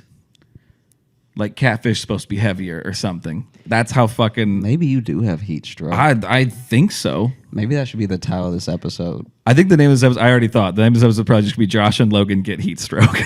I'm fine. Yeah, I'm good. You're the one that's all. Nah, you said some shit earlier. What did I say earlier? I don't know. What did I say earlier that I didn't mean? I stand by everything that I've said. I've meant everything I've said, but you've also left out some words. I don't know if I believe you. All I could do was loud. Yeah, but I would say that even if it was freezing cold in here. All I could do was loud. Okay. Yeah. You acted like you've never made fun of how I've said things before, and I'm only talking like this now. I don't know. If I didn't have my history, then yes, I'd be like, you should call an ambulance.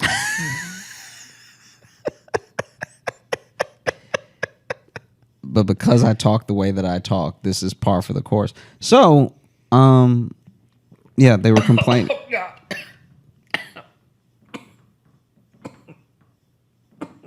Do you need me to slap the back? No. Oh. I choked on water now. That I think definitely was more like the angle I'm sitting at. This is not a comfortable angle to drink. Yeah, we should do a supercut of everything in here that's unusable. I think that'll be the episode, bud. No, we should do, because I think that honestly we've got some great stuff, and then we have stuff where I'm like, are you like just now where I'm like, It looks bad on camera because I don't look concerned enough. I can. Oh, even you're tell. just trying to protect you. I'm not trying. I'm telling you to put it out. I'm not trying to protect me at all. I'm just saying in the camera, I'm sure I don't look concerned enough because I wasn't sure what was happening.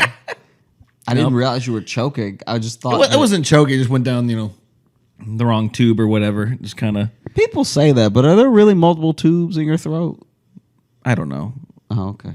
You were always like went down the wrong hole. It's there's- whatever it is that people say when that happens. I think I swallowed like a weird air bubble because again, I'm like, I rarely drink reclined. You know what I mean? Yeah. Like if you were like one of those people that needed the home health care and they sat you like this, it would be to kill you. Yeah. It'd be you taking a sip of water and just like, ugh. Because even right there, I just took a sip and I realized how much like air is in your mouth when you're trying to like get a drink like this. Anyway, the catfish was too heavy. I mean, it's barely worth doing. No, anymore. come on, we're here. So the catfish was like, the catfish was fine. The wait time to get in was very long, and then the wait time once they sat down was just as long. So they were like, "Well, why aren't we still like? What's the point of even waiting inside if the wait time's going to be as long as we were waiting to get in the restaurant?" Right. And then the food came. The catfish was good, but every other side was insane. Was like their mac and cheese was like. Clearly, some of the macaroni had been cooked all the way, so it was crunchy as hell.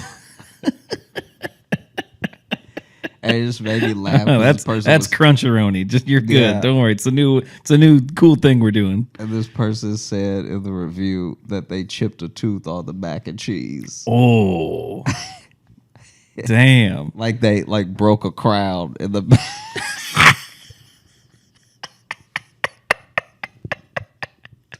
Because the mac and cheese was like they it's not like they ate the whole thing. Once they realized that it wasn't like a freak thing, they were like, "Oh, I'm done with it." But then they took. Obviously, you take a spoonful. You're very hungry. You've been waiting for an hour and a half or more, and so as soon as your food comes, you start digging in. Yeah, and they bit into this like very undercooked mac and cheese. And just that's great. Lost a little bit of Yeah. dental work with it. We thought you ordered it rare. Yeah, we thought you really wanted a challenge in your mac and cheese. Yeah. We weren't sure if you were one of these absolute wimps. Yeah, who likes it cooked all the way. Yeah, are you on a through. raw diet? We thought you were on a raw diet, and that's Yeah. what this. We just give it to you. We just straight from the box. Yeah, that's why it is piping hot cheese with not even cooked macaroni. Oh man, Yeah. did you have another one, or was that the whole? No, I mean that was it. Good. Okay. Yeah. I liked it. Then I think we, as much as we didn't get to the review, it took up the perfect amount of time. I think because now we can open the. And you talking about how we both have heat stroke. I didn't say I didn't have it worse. All right. It just seems like between the two of us, if one of us needed attention, it should be you first. Oh, I agree with you 100%. Don't help him. No, I'm just saying, if we Uber to the hospital right now, I'd be like, hey, my friend is not doing well. And the simple fact I was able to explain that to you means I'm fine. I am not disagreeing with you. Mm-hmm. I'm just saying we both need an IV, I think. What have I done? I like that you're fit as a fiddle. I like that we spent most of this both so healthy. complaining about how hot and uncomfortable we are, and now you're pretending like everything's great for you. I'm not saying everything is great. Almost everything is great. All right, well, let's open up the MUBA. Let's see here. I've got a couple picked out. This is from Bucko, who is it Bucko or Bucko? Because spelt. I'm wondering if am I supposed to put more stank? I think it's Bucko. Okay, I just can't tell if it's like because like it looks like the word book. Mm-hmm. You know what I mean? So it's like Bucko is different than Bucko. You know what I mean?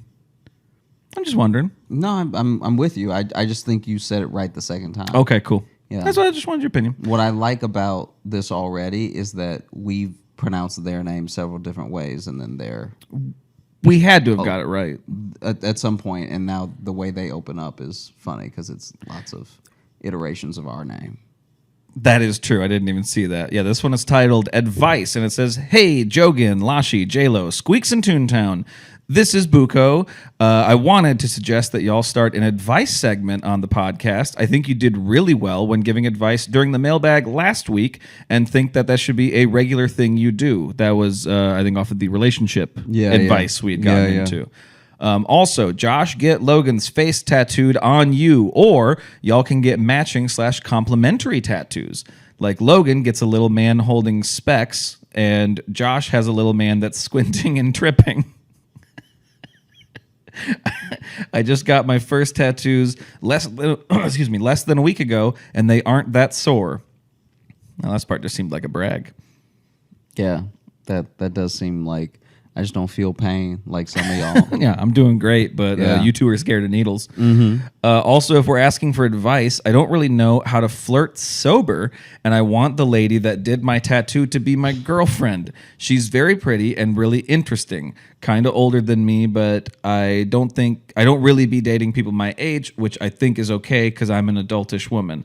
I'm 21, so you don't think I'm a minor. That is probably good clarification to put in there. Because if you were like, I'm 15, I'd be like, oh, don't worry, you're gonna strike out with everyone for the next 10 years. Should leave her alone. How do I start talking to her? Because I have her number. Thanks for the podcast. I love it. And you guys, my mom loves it when you aren't swearing. Sorry, that's mostly at me. My friends love it because we have the same sense of humor. And I've put a few ex-boyfriends on game. Thanks for being the sun in my stormy weather. Kind regards, Buko. P.S. Sorry this email is so long. Not that long. I think you did great. I think you nailed it with the email length. So if I could tackle the question first real quick. Okay. To me, it really depends on one caveat. It depends. Do you have their number because they gave it to you? Or do you have it because they do your tattoos? Because if it's just because like they're the person you hit up for like, oh, here's what I'm thinking of getting, lining up the appointment time. Because I know people who have that. They just have like their tattooist number. So if you have it strictly from that business transaction, you may want to leave this person alone unless you have a personal relationship with them. If they gave you your number because you guys like hit it off and then exchange numbers to like talk, then that just changes it. Then you are open to a conversation, I think. Mm-hmm.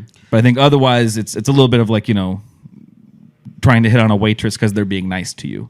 And it's like, but that's part of their job, Yeah, I slightly disagree because I think that if you have their number in a professional setting, right, but then you strike up a conversation that's light, so not even directly getting to. Oh yeah, I'm not saying it's undoable. I'm saying it just changes how you do it. Mm-hmm. I think that if you can bring up light conversation that's not tattoo related while having their number, no matter which way you got it, then there might be the possibility for a coffee or a lunch or a chat. Right. I think that it's kind of like when you're in school and especially when you go to a small school or when you're in a camp or something, and they just give everyone's numbers to everybody. That's not the same as having the person's number. Yes. Yeah, you know what I mean? Like if you go to camp with someone and you're all camp counselors and so you have all the other camp counselors' numbers, that's not you having her number. Yeah. Because she won't know that you're calling because it's you when you call. But if in any form you were given the number specifically and then you use that number to have a light chat that's not in any way romantic or about meeting up, just like, hey, I thought this thing was funny, something like that. I think if that is reciprocated, then now you can see an open door potentially, right, for a meetup that is lunch. I think any approach that takes it slow is kind of fair and leads to no one being uncomfortable. And then also, if you're talking about how to approach people, hit on people sober, I would say that, especially since this is your tattoo artist. So this is her tattoo artist? I believe so. Okay. So this being her tattoo artist, you just roll up and you're like, hey, baby girl, you already been sticking it in me. Jesus Christ. What? This entire time. Don't say that. Don't say It's that to them. It's nothing you haven't seen. All right. We would just be doing what you do, but a little slower. You've already been in me and causing me pain. We basically married. Yeah. Let's do this together. You know? Yeah. So read to me again the part hitting on people sober. What else was that? All right. So I don't really know how to flirt sober, and I want the lady that did my tattoo to be my girlfriend. Okay.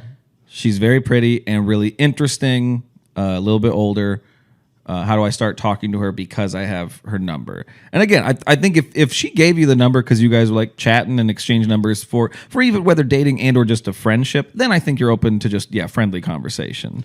So my thing as well, when it comes to approaching people sober, I think that people who need to do it slightly tipsy or with like a little bit of that liquid courage are forgetting and overthinking that these are just people moving through the world like you. So I understand the intimidation because I've had to approach anyone that I've ever approached sober. You know, I've had to ask anyone out that I've ever asked out sober. So I get that there's a little bit of a fear of rejection, and then there's a fear of embarrassment. But on the other side of that thing, even if it were to happen, is just you knowing where you stand now, which is better than wondering and hoping and overthinking and everything.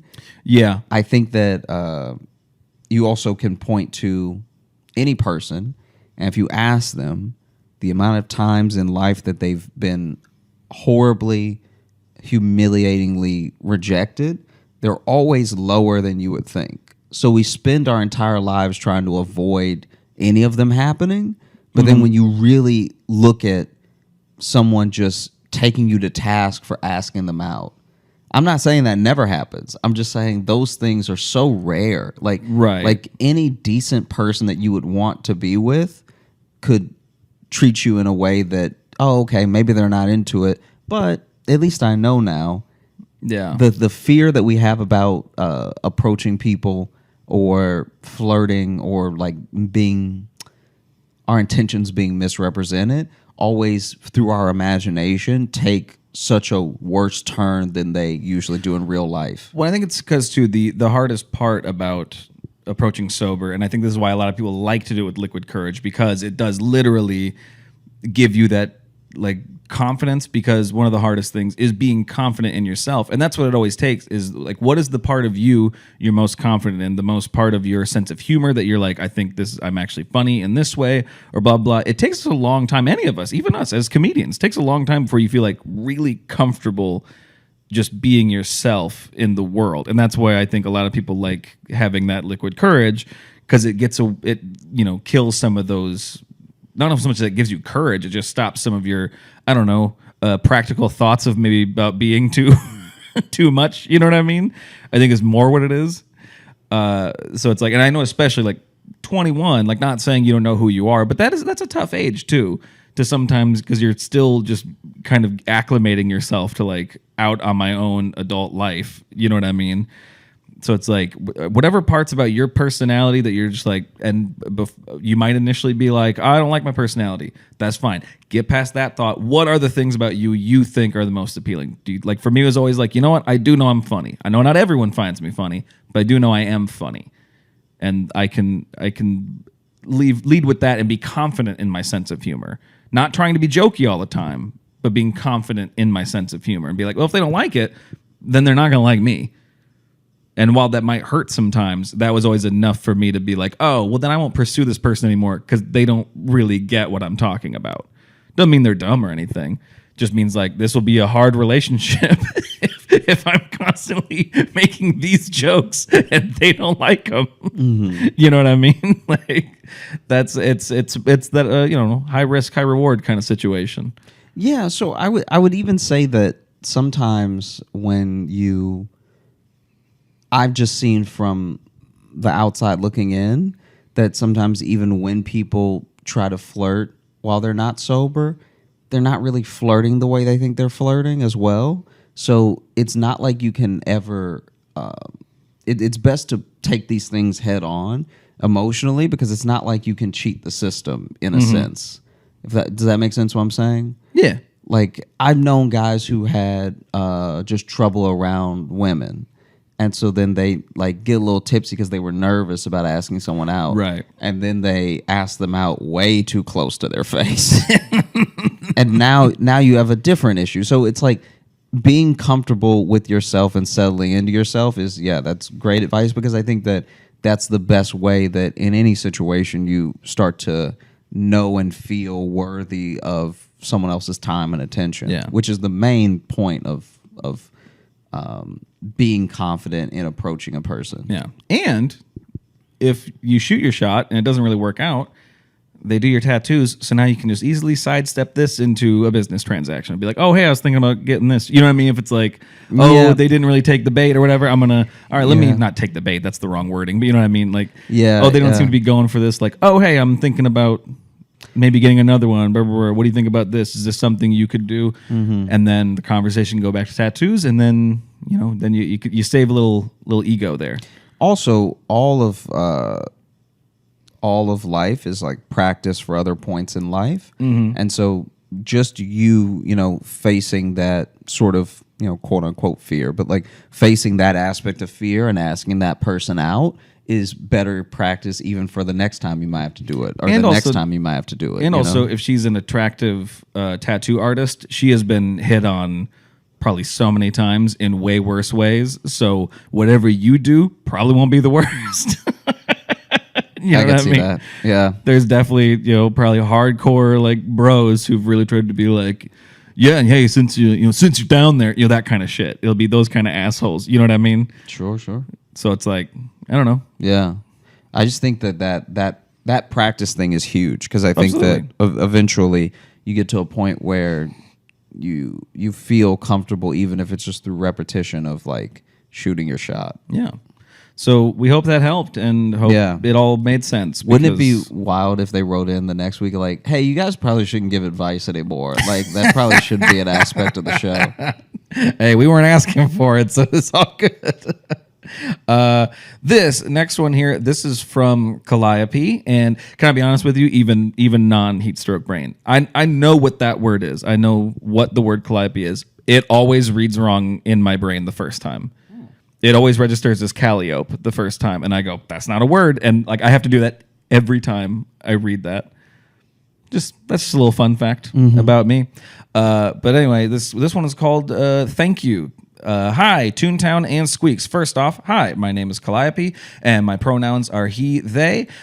These past couple years, I've been struggling with coming to terms with my gender and sexuality, and my family being very openly against the LGBTQ plus community hasn't helped any, for obvious reasons. I found comfort in comedians, and Josh became one of my favorites very quickly, and I started showing his videos to all of my friends. When I found out about this podcast a few months ago, I can say without a doubt that I felt much better.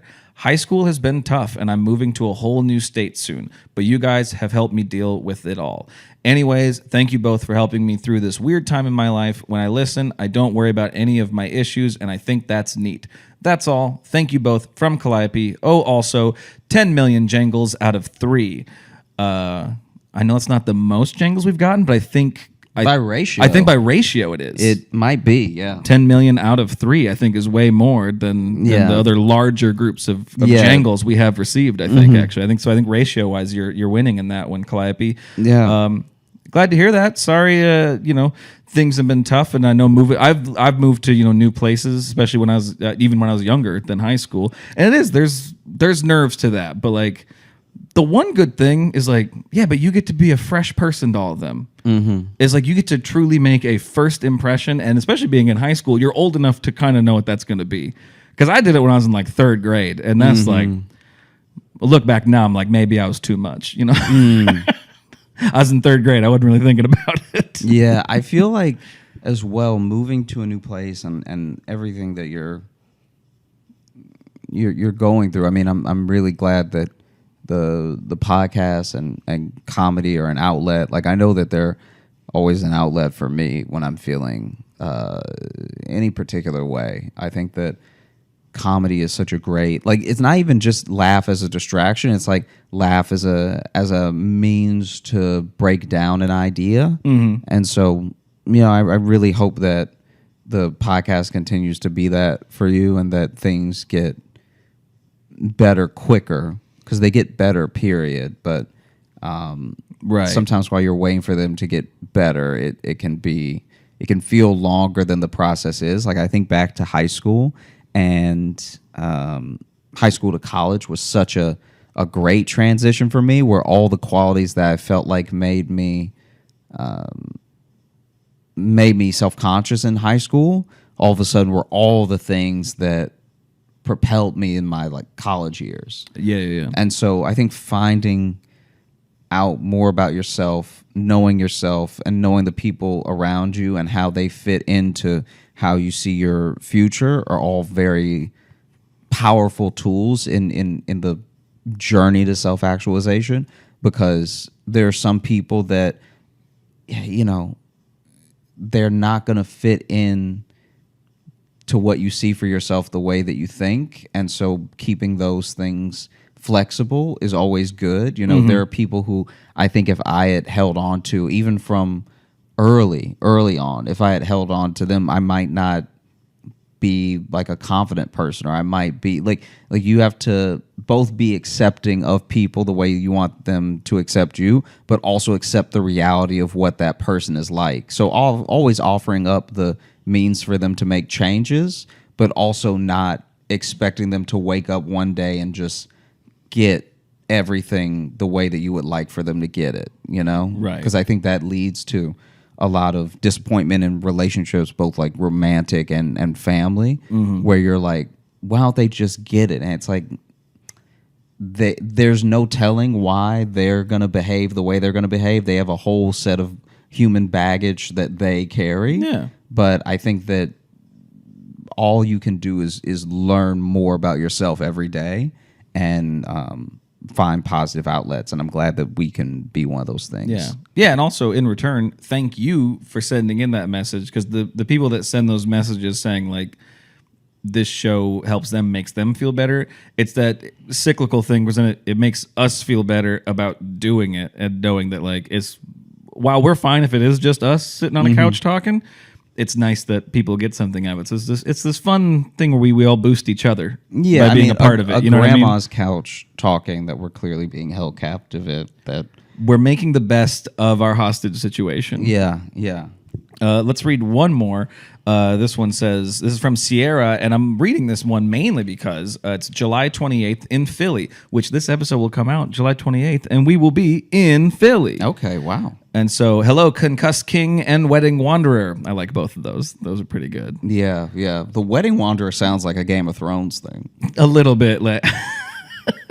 I've emailed before, was there during a live show where we talked about school lunches, and you got to see Josh in New York City earlier this year. Oh, and they got to see. That's a picture of y'all, it looks like. Oh, sweet. There we go. But yes, I do remember the one we talked about school lunches on the virtual live show. But my birthday is July 28th, which would be today. So happy birthday. Happy birthday. And imagine my surprise when I heard that both of you are performing in Philly that night. I bought the tickets immediately after they were announced for the front row. And because it's my birthday, my friends and my boyfriend are being forced to come. So I hope they have a good time. Yeah. It would be wild to see like two people having a good time and then three other people like just I hope to have a chance to talk to you both after the show, especially because last time I was really anxious to talk to Josh, like he was going to ignore me or something like that. I don't know. Anyway, I'll be more prepared. My question is, has Josh gone roller skating before? And if he has, is he any good? I've recently bought my own just as a hobby, and I'm okay, but when I go, there's always this old black man and his friends who synchronize skate, which I find a little cheesy and cute. Please take no offense, but I feel like that's Josh's future. Can't wait to see your show. P.S. I've shaved my head since then, and I'll be overdressed because it's my birthday, and I'm not letting the fact that it's a Thursday night hold me back. Also, I'm unfortunately the pale one. Oh, in the photo. Okay, I know you're gonna do it your birthday. Please do not show up very drunk. If you reserved your front row ticks, please don't make us have to handle you. I have been roller skating before. How'd it go? I roller skated, then I roller bladed, and I've been several times, and none of them have gone particularly great. I'm definitely one of the, like wallflowers at a dance. I'm definitely one of the Rink flowers. the rink grabbers. You know, the people who a hold on. a the real entire rail time. grabber. Yeah, because then Sounds like an insult. the rink that we had near me, the closest one when I was younger, had a rink that had the sort of was the actual partition called? Like the rink is the actual partition between standing and the Right. The little half wall, whatever. So the half wall stopped at the wall. So then it was almost like a big oval with a little bit of wall where there was no half wall. So it was essentially you would grab the half wall the entire way. And then but then the railing would like stop. Like the railing would stop once it got to the wall. Gotcha. And so at least some of the rink was flat where you really had to just skate. Just you And that's clawing at a wall. always- And that's always where I fell. I would just slide down the wall whenever I got to that part. Yeah, I roller skated a little bit as a kid, but I was never a confident skater. My brother was like a roller blader, and that I never could. I was never confident enough to stand on those, and then I haven't tried in a long time, especially stuff like that.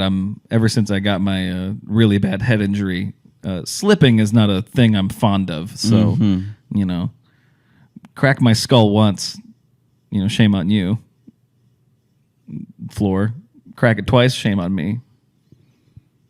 Didn't really crack my skull, but Yeah. let's end the show. Thanks so much for listening to the Josh Johnson Show. We had a great time recording. I hope you had a great time listening. If you are We looking did to not catch, have a great time recording. no, this was fun. It You didn't was have fun? I'm kidding. Oh, okay. Talking about us being hot. Oh, yeah. Some of that's gonna go. It has to. What's gonna be really funny is us kind of talking about like pretty much trashing ourselves for going on and on about it. Yeah. But then we have enough time recorded that you're gonna cut some of it. So then someone's gonna be like, "What are they talking about?" I might leave all of it. Who knows? They like when we're real. They won't like this level of real. There's literally just a thing of you choking. That's too real. I know, but that's such a great escalation of where we were at. You know what I mean? So it's hard to wrap up the You your outro. should just keep the choking and cut everything related to heat would be very funny. Because there's just me. I didn't look concerned enough on camera. So can you choke again so I could fade a little bit of like, oh no, my friend. Oh no, what is happening to him in his esophagus? You very quietly said, "Do you need me to pat your back?" Yeah, because I didn't know if you were laughing or if because my head was down when you took the sip. Right. I didn't even know you had water in your mouth. And so I just see you like hunched over like, oh. So then I'm like, do you need me to pat your back? But then you were like, no. That was good. It was So just then water. how do I help you? Do you want the Heimlich from the water? Because I wasn't choking. I was just, I forgot how to swallow liquids for a Yeah, second. yeah. That's all. And then there's I nothing. remembered. But I should still have looked more concerned because I really kept the same face And, the that's the thing. entire And time. I'm not cutting it because you didn't look concerned. If anything, I'm going to punch in only on your face to show how much my friend didn't care. It's not that I didn't care. I was just confused. Imagine if you were in an office building right Go now. and finish the fucking show. No, just hear me out. Imagine if you were in an office building right now and I fell off of the roof, but then you just see me whiz by like, yeah, and like you'd be confused. Is that a bird? No, that was me as No, I I know. screamed I'm past the saying window. that's me in the office. Oh yeah, is that a bird? Yeah. And then it's me, and so you look confused. But if we punch it on your face, you're like, he doesn't even care that Josh fell off a whole building. That's all I'm saying. I get if you you. were looking to catch up with us on any of the socials, you can find me at Josh Johnson Comedy on Instagram, Josh J Comedy on Facebook, at Josh Johnson on Twitter, and Josh Johnson Comedy on TikTok and YouTube. We're going to be posting clips of the show. And if you're looking for Logan, You can follow me on Instagram at Logan M. Nielsen. And if you want to get into the mailbag like all those wonderful people there, that's joshjohnsonshow at gmail.com. Send us compliments, questions, whatever you want. We love getting them. You can also join our Patreon, patreon.com/Josh Johnson Show. We have bonus podcasts. We have bonus videos. We have access to past live shows at a certain level. And then this will be coming out the day after our Brooklyn live show. So I'm just going to say, if you were there, thanks. Thanks for coming out. We hope it was good. I'm going to go ahead and assume it was. Okay. Wasn't it great? I love making memories with all of you.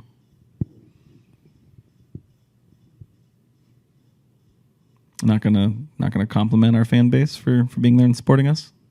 Well, you're saying you hope it's going to be great. I just know it's going to be great, so I didn't say anything. Oh, okay. Yeah. Yeah, better leave that level of hype in your pocket. Yeah, don't know. I mean, I just know it'll be good, so I don't need to. Yeah, I mean, it's kind of like if I made you a pie and I was like, "Hope you enjoy it. It's not poison." Right. You'd be like, why would you even say? But I just don't want to. I don't want to be preemptively cocky about a thing from the past. You know what I mean? No, but be cocky, because then the thing from the past will be a good present, Okay. and then in the future you'll be like, "I'm glad I." All right, fine. Let me take a retake of that. For everyone, our live show would have been last night. If you were there, you're fucking welcome. You're welcome for what we did for you. Wasn't it amazing? God, we should have charged more. There, is that better? Is that more what you were looking for? A little bit. All right, cool. Yeah. You gonna go stand in front of the fridge? No, I think I'm just gonna have to lay outside. That's not gonna be better. Yeah, finish.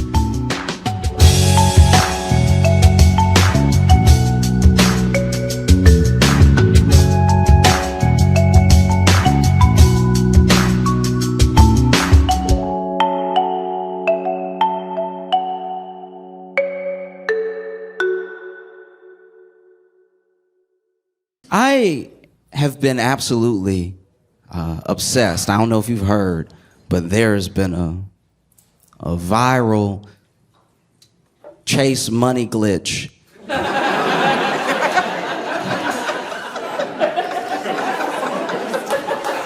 Okay, if you haven't seen it, basically someone on TikTok said that there was a money glitch at Chase where if you deposit a check for a large amount, an amount you don't have, it will let you withdraw the full amount that you just made up, right? And that is just check fraud. That's actually the plainest fraud you can do. To walk up to an ATM and be like, "I'd like to lie, please." That's not legal at all. And so I saw the TikTok and I was like, uh-oh, I hope nobody does this. I hope nobody does. I hope not a single person does this. I hope no one does it because it's the worst type of fraud you can do. I hope nobody does this at all. And then I went to Twitter and 6,000 people had done it. Like, in the time that I saw it, there were already people who were like, "Yo, we out here living." And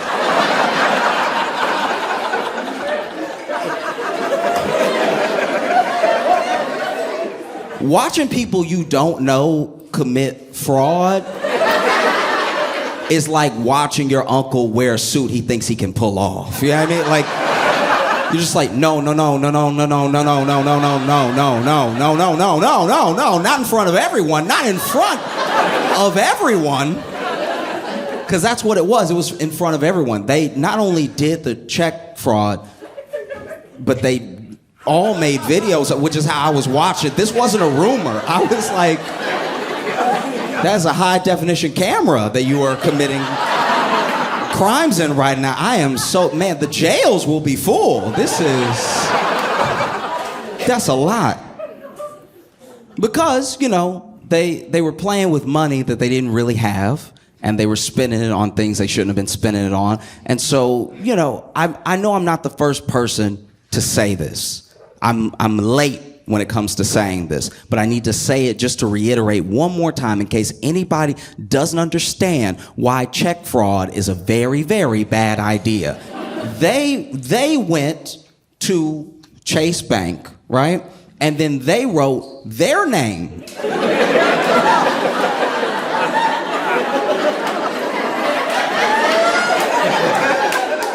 all over a check. And then they went to their bank, which was Chase Bank, with their name on that check, and then put that fake money into their account, which, your bank account has every number that makes you identifiable. Like, your bank has your address. It has your social security number. It has the numbers of places you used to live. Like, they have so much information about you. Chase might as well just go to the police station and be like, we need to make a few printouts.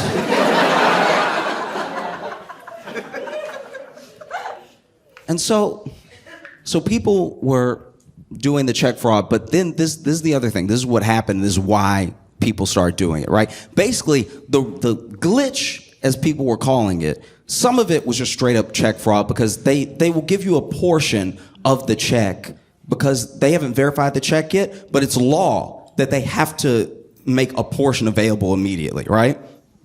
And so there was a mistake for maybe, who knows, 10 minutes, an hour, where someone put in a check and it gave them the full amount immediately. It did not do that for most people. Most people got a portion. So when you see them throwing money, they definitely had to pick it up right after. Like, it's like...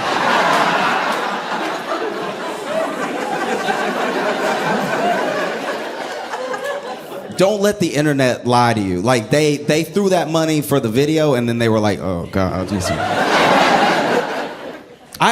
Whenever I see stuff like that, I always think to myself, like, y'all didn't factor in the wind at all. Like, you balling for these next 3 seconds, but as soon as there's a gust, you're gonna be running into traffic, screaming, no! And so basically, there was that side of the glitch. Another side of the glitch was that there were people who were also requesting loans, like pretty high loans. And the loans were also appearing, for some reason, appearing in their bank account in full, even though all the money wasn't available, right? So that part is a mistake on Chase's part on the website. But what's actually happening when they were withdrawing the money was just a little bit was coming out. That little bit was just a portion of a bigger amount, right? But then Chase caught on pretty quick because they posted it to the internet, right? Which is where Chase also is.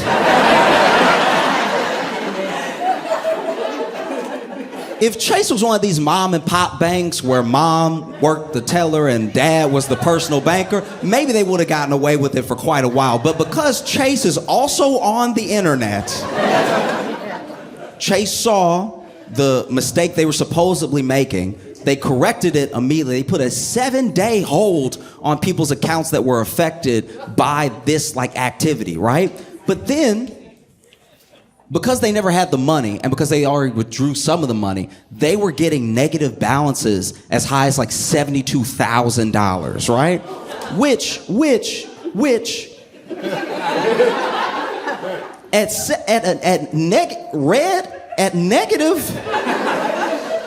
$72,000, I think I'm just gonna change my name. That's when you open your bank account and you go, whose bank account is this? I don't know him at all. I am moving.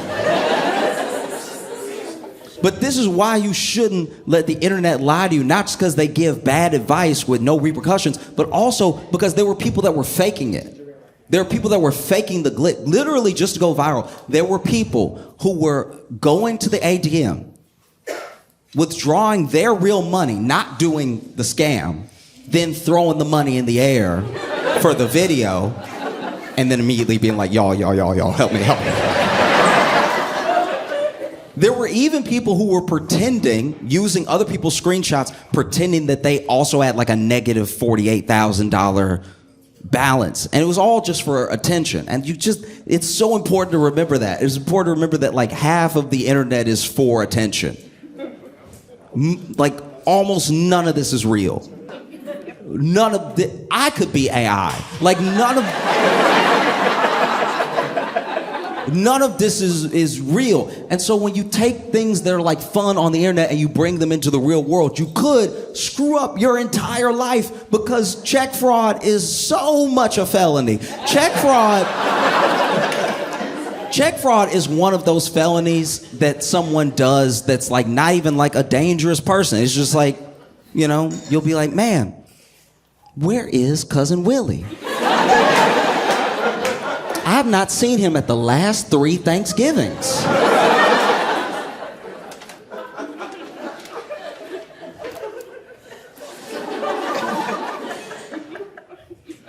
And then your grandma go, okay, so Willie, he got into a little bit of trouble at Bank of America. It was a misunderstanding with the... Because grandmas always try to make you seem like less of a criminal. Like, grandma... You commit a crime and grandma be like, he had an accident. It was an accident. He is a sweet child. It was an accident because basically he got a little argument with one of his friends and then he fell, you know, because they were pushing each other. Then he fell on his friend, but he had just been holding a knife at the time. That's why we praying for him to get out, because I know his spirit. I know my baby, and my baby would never stab someone to death. My baby... You know, how the police know he wasn't trying to get the knife out? You know what I mean? That's why it went in so many times, because it kept slipping in and he kept pulling it out. Why didn't they ask why that man's body was magnetic? Why didn't they do that? My baby ain't no murderer.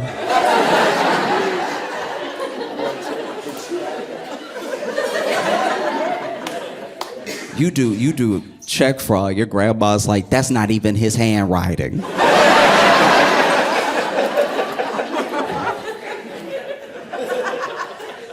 But grandma, is his name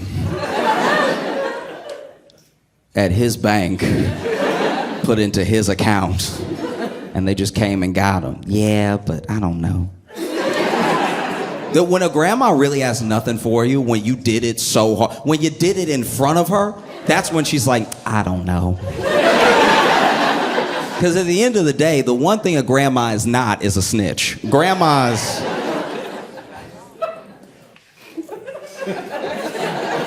Okay. All right. So back in the day, so I grew up in Louisiana, right? And back in the day... We weren't friends, but I knew this kid, and he was like, this kid in my neighborhood was getting arrested, and it was a whole big scene because, like, basically,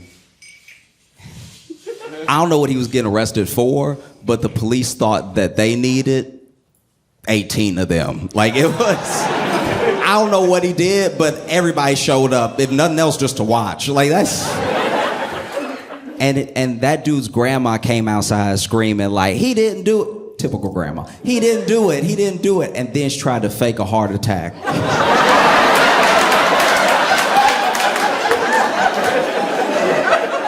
I was like, damn, grandma G right here.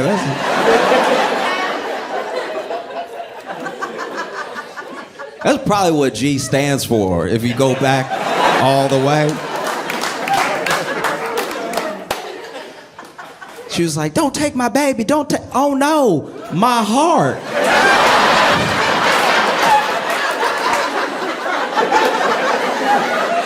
And you could tell she was faking it too because she like really planned the fall. Like the fall, because she knew she couldn't just fall however she wanted to fall. She may never get up again. So she was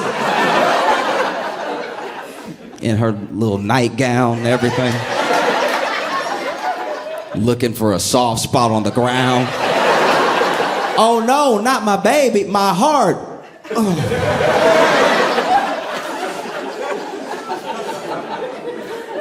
I just can't stress it enough. Please do not do wire or check fraud. It's like, it's so easy to not do. We're all not doing it right now.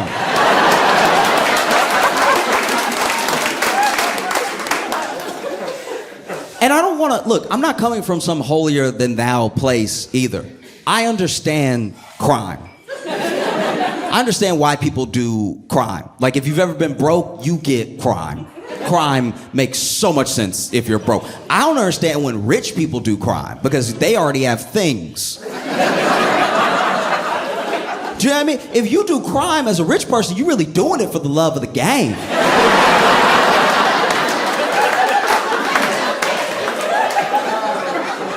If you are a multimillionaire and you embezzle hundreds of thousands of dollars, you're doing it for chips. Like, this isn't... You just felt like being bad or something, trying to spice up your life. A poor person doing a crime makes so much sense.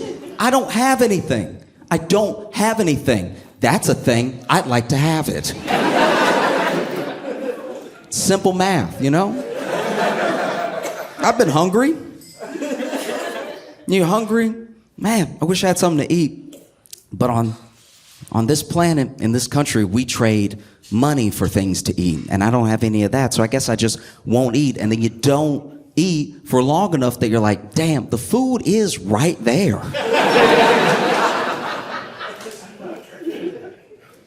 You know what? Today's the day. I'm gonna do a crime. And then you grab an apple or something, and then, you know, grocer sees you, and you try to run, but you can't because you don't have any energy. So you get caught, and it's all very sad because you get charged with theft, but you took it because you were hungry. Like, crime when you're broke makes sense, you know? We don't like it, but it's true. It just does. And it's weird because it's like, Chase isn't...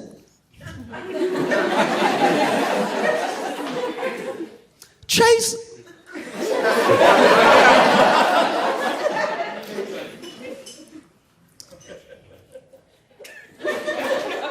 This is what bothers me about the whole thing. It was dumb of these people to do it. But to do it to Chase is like weirdly full circle.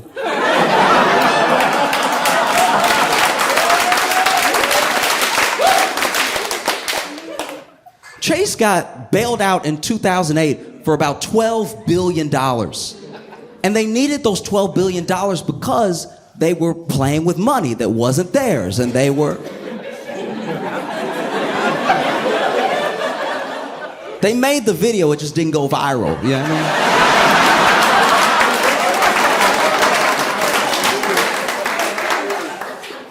mean? So it just, I don't know, there's a deep irony in that like, you know, one of the major powerhouses, probably the biggest bank in the country that contributed to near financial collapse, is gonna go ahead and get theirs back from some of the people that they made poor. It's pretty harrowing, you know? But every single one, I don't care if you were a kid, if you were grown, there was a line, by the way. There was a line at the Chase ATM, so a lot of people were doing this at once. There was such a long line. Okay, I didn't know about the scam until late. I am late when it comes to everybody doing this. It's already over, and Chase has like settled it, and they're probably gonna go get their money back. But I was in line one of the days, and I don't look like I wouldn't do it.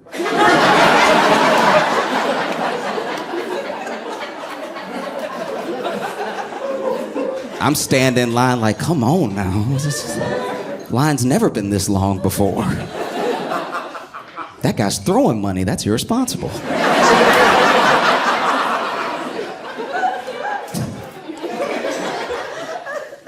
No. It's just, you know, you should know. I don't care your age. I don't care if it was on the internet or if it was a rumor you heard in real life. You should know that you cannot just take money that's not yours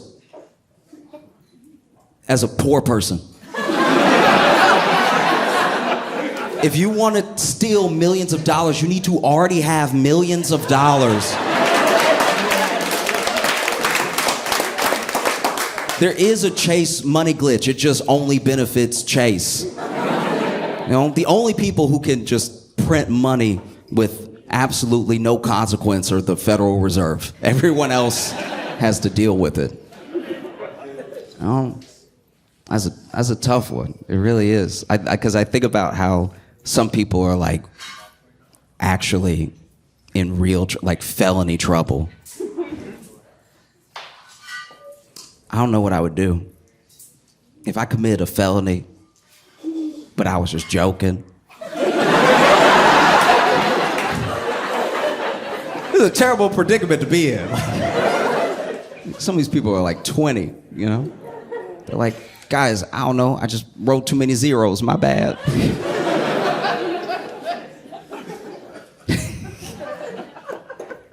The only one of these scams that I really thought was like funny and was really rooting for the people on was that DoorDash one.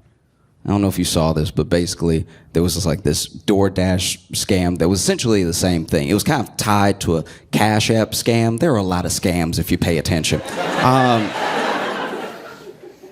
It is crazy how much we're doing them now, how much we're doing like wire and check fraud. Like we, as Americans, we have become the Nigerian princes of the world.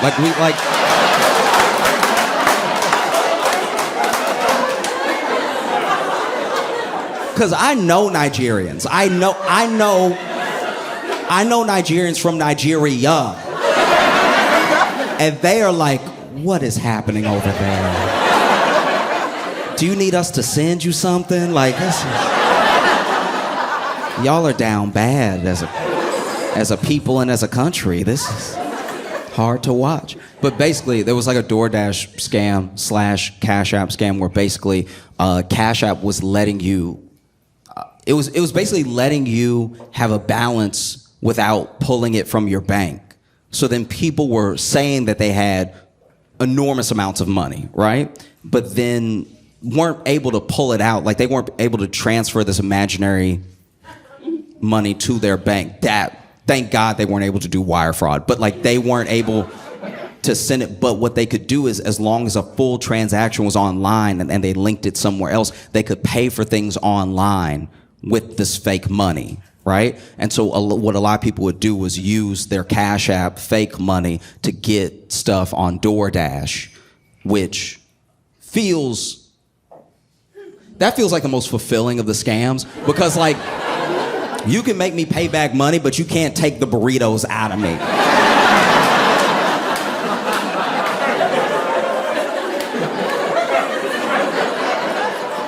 You know what I mean? Like when the police come, I'm gonna be full, all right?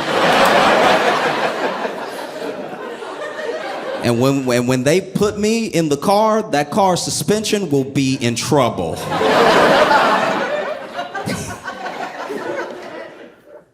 I had the opportunity not too long ago to really be a hero. Like, you know, you don't know when your hero moments are gonna come. They just show up, and then you act like the person you are in that moment. And I had the opportunity to be a hero, and I didn't take it.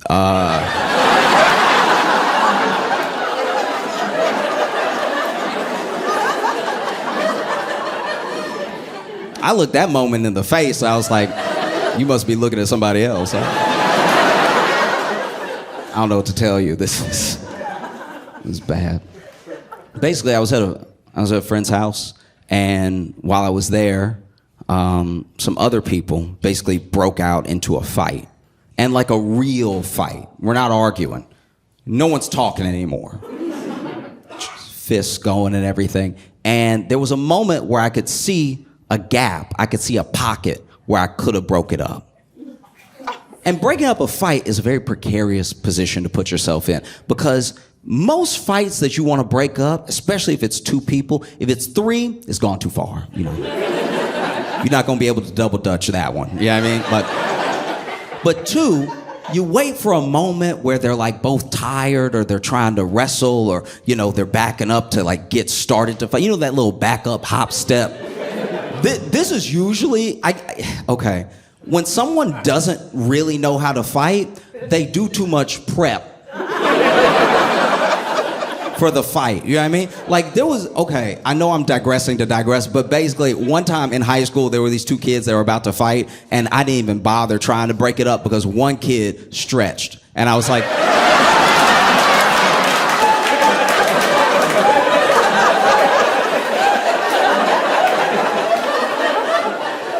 nobody that's really about to beat you down goes, oh, okay, you about to get it.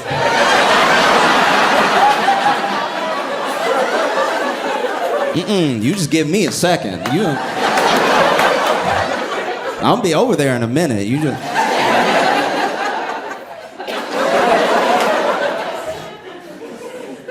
And so, said all that to say that, there was this moment where they were backing up, and one of them, you could tell he couldn't really fight because his hop, when he was backing up to prep, looked weird, right? Because he didn't hop like if somebody can really box or if they've got like some movement, some footwork, they have the little hop. This dude went, okay, then here it is then.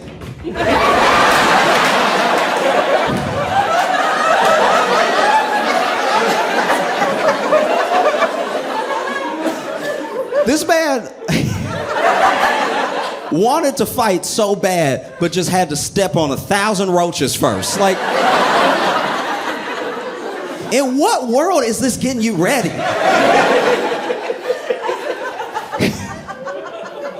You look like you've already been hitting your cerebellum when you move like that. But anyway, they get to fighting, right? And I could have jumped in, but I was like, you know what? No. Because when you jump in to stop this fight, you need to be bigger than both people, right?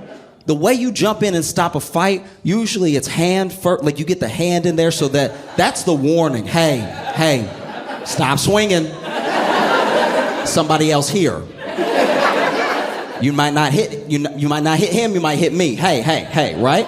And then you put your body in between the two of them. And the idea is that your body will be big enough that they're like, I want to punch, but there's too much to get around. And that isn't the case with me, you know what I mean? Like, I want to jump in and stop the fight, like a principal, just like, hey now. Okay, so, all right.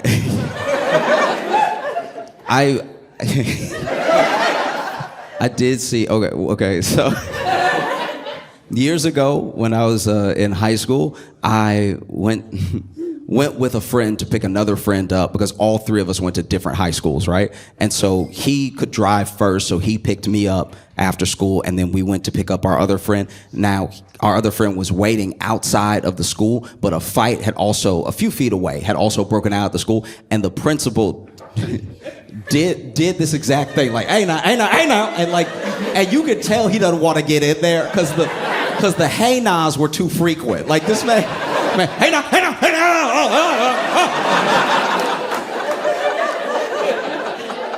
But he stopped the fight because he was just being too big for both those boys to get at each other, right? And I don't have that. Like if I jump in, I will catch a stray. Like I'm gonna walk right into a fence. Brothers, please.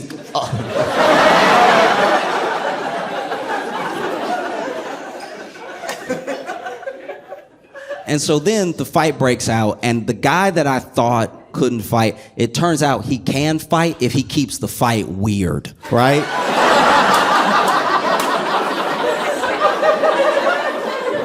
Because in fighting, in hand-to-hand combat, in battle, right?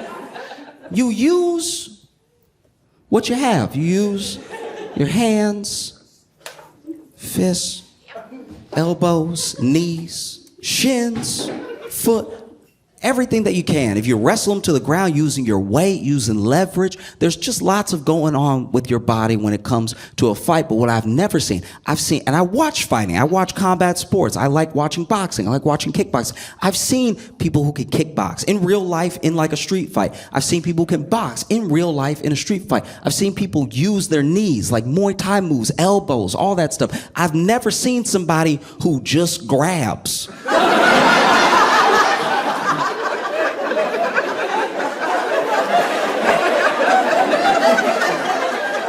It is harrowing to watch. Because my man is over here trying to like fight, like he's fighting, right? And he's like punching and kneeing and kicking and everything like that. And the other dude, anytime he get close, he's just like,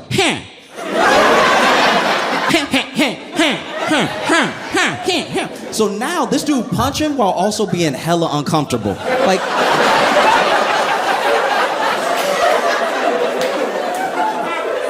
Like you can see where he's like, hey, when does this When's this cross over into a different type of assault? Do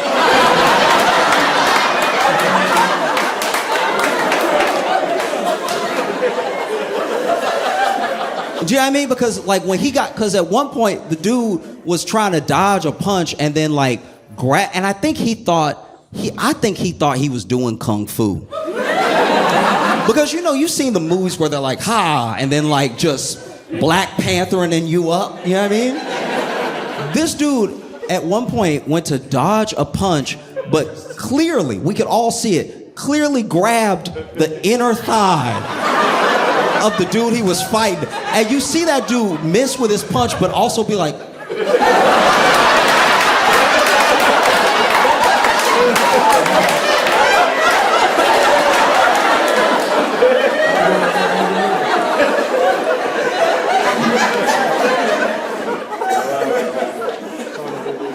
And so they're fighting and they're fighting and they're fighting. And then there's one point where, the dude who really knows how to fight pushed the grabber away. Because I think he just needed a break.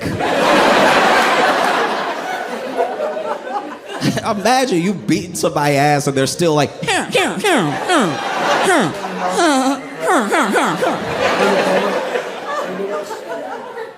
it's devastating. And so then I realized that I made the right decision, not because I didn't want to be grabbed, but also I knew I made the right decision because when they re-engaged, the dude who knew how to fight, okay. I shouldn't laugh, but all right. I knew I made the right decision when the dude that knew how to fight threw a microwave, right?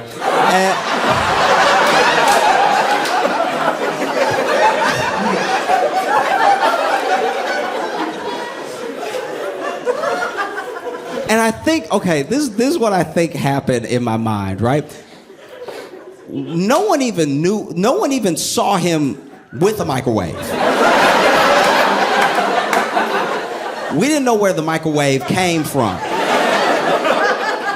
You know what I mean? And I think we were distracted because when he pushed the grabber off, the grabber was ready. He was still like had energy, even though he had lumps all over him and everything. And he was just standing like... And I'm not even kidding. At one point, I guess when he thought the fight was about to kick back off, we were all looking at his hand and he went, like, and that must have been when old boy grabbed the microwave, because we were all like, it's weird. And there's a thing about when you're in hand-to-hand combat and you're losing, that's usually when someone reaches for a weapon, but the weapons normally make sense. I'm losing a fight. I'm in a home. I'm gonna grab something that's gonna give me a mechanical advantage, like a hammer or a knife. You know what I mean? Like, I love, one of my favorite things in the world, I've only seen it like twice ever, but one of my favorite things of all time is when somebody in a fight and they hit somebody with a book. Because it's literally poetic. When you hit someone with a book, it makes it feel like the book is in on the fight, right? Like if we're fighting and then I hit you with some James Baldwin, I'm giving you culture, right? I'm educating you. Somebody being dumb, you hit them with an encyclopedia. Read, you know? Somebody talking crazy, you hit them with a dictionary. You're literally giving them better words to use. But the thing about a microwave is that when it's coming at you in the air, it's all corners.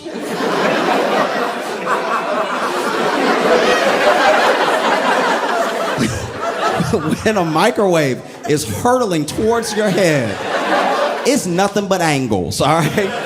You would think it was a diamond, the way that it moves through the air. I guess I'd never seen one fly before, so I was like, wow, right? And so then, the best you can hope for, if you can't catch the microwave, if it's coming at you too fast and spinning too hard for you to dodge or stop it, is to just get hit with a flat surface, right? The best case scenario is that you get hit with a microwave that's coming at you door first, like a window. That feels like it has the most give to it. But that didn't happen at all. This dude threw the microwave at the grabber, and that dude got hit in the head with the popcorn button. And I've never seen a person shut off faster, right? Like, this dude caught a microwave in the head, and you just saw him go. Like, I've never seen someone go limp that fast, right?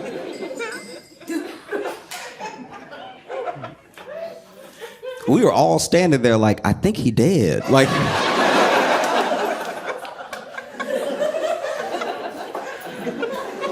the only reason we knew he wasn't dead is that finally, after like 30 seconds, which 30 seconds when you think you're looking at a dead body is forever. That's...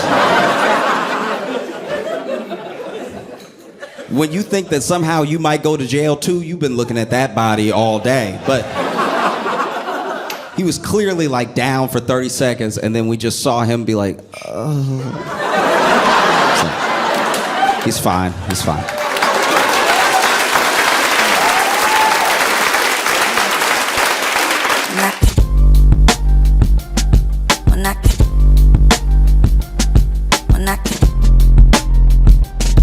Mira, mira, mira, mira, mira.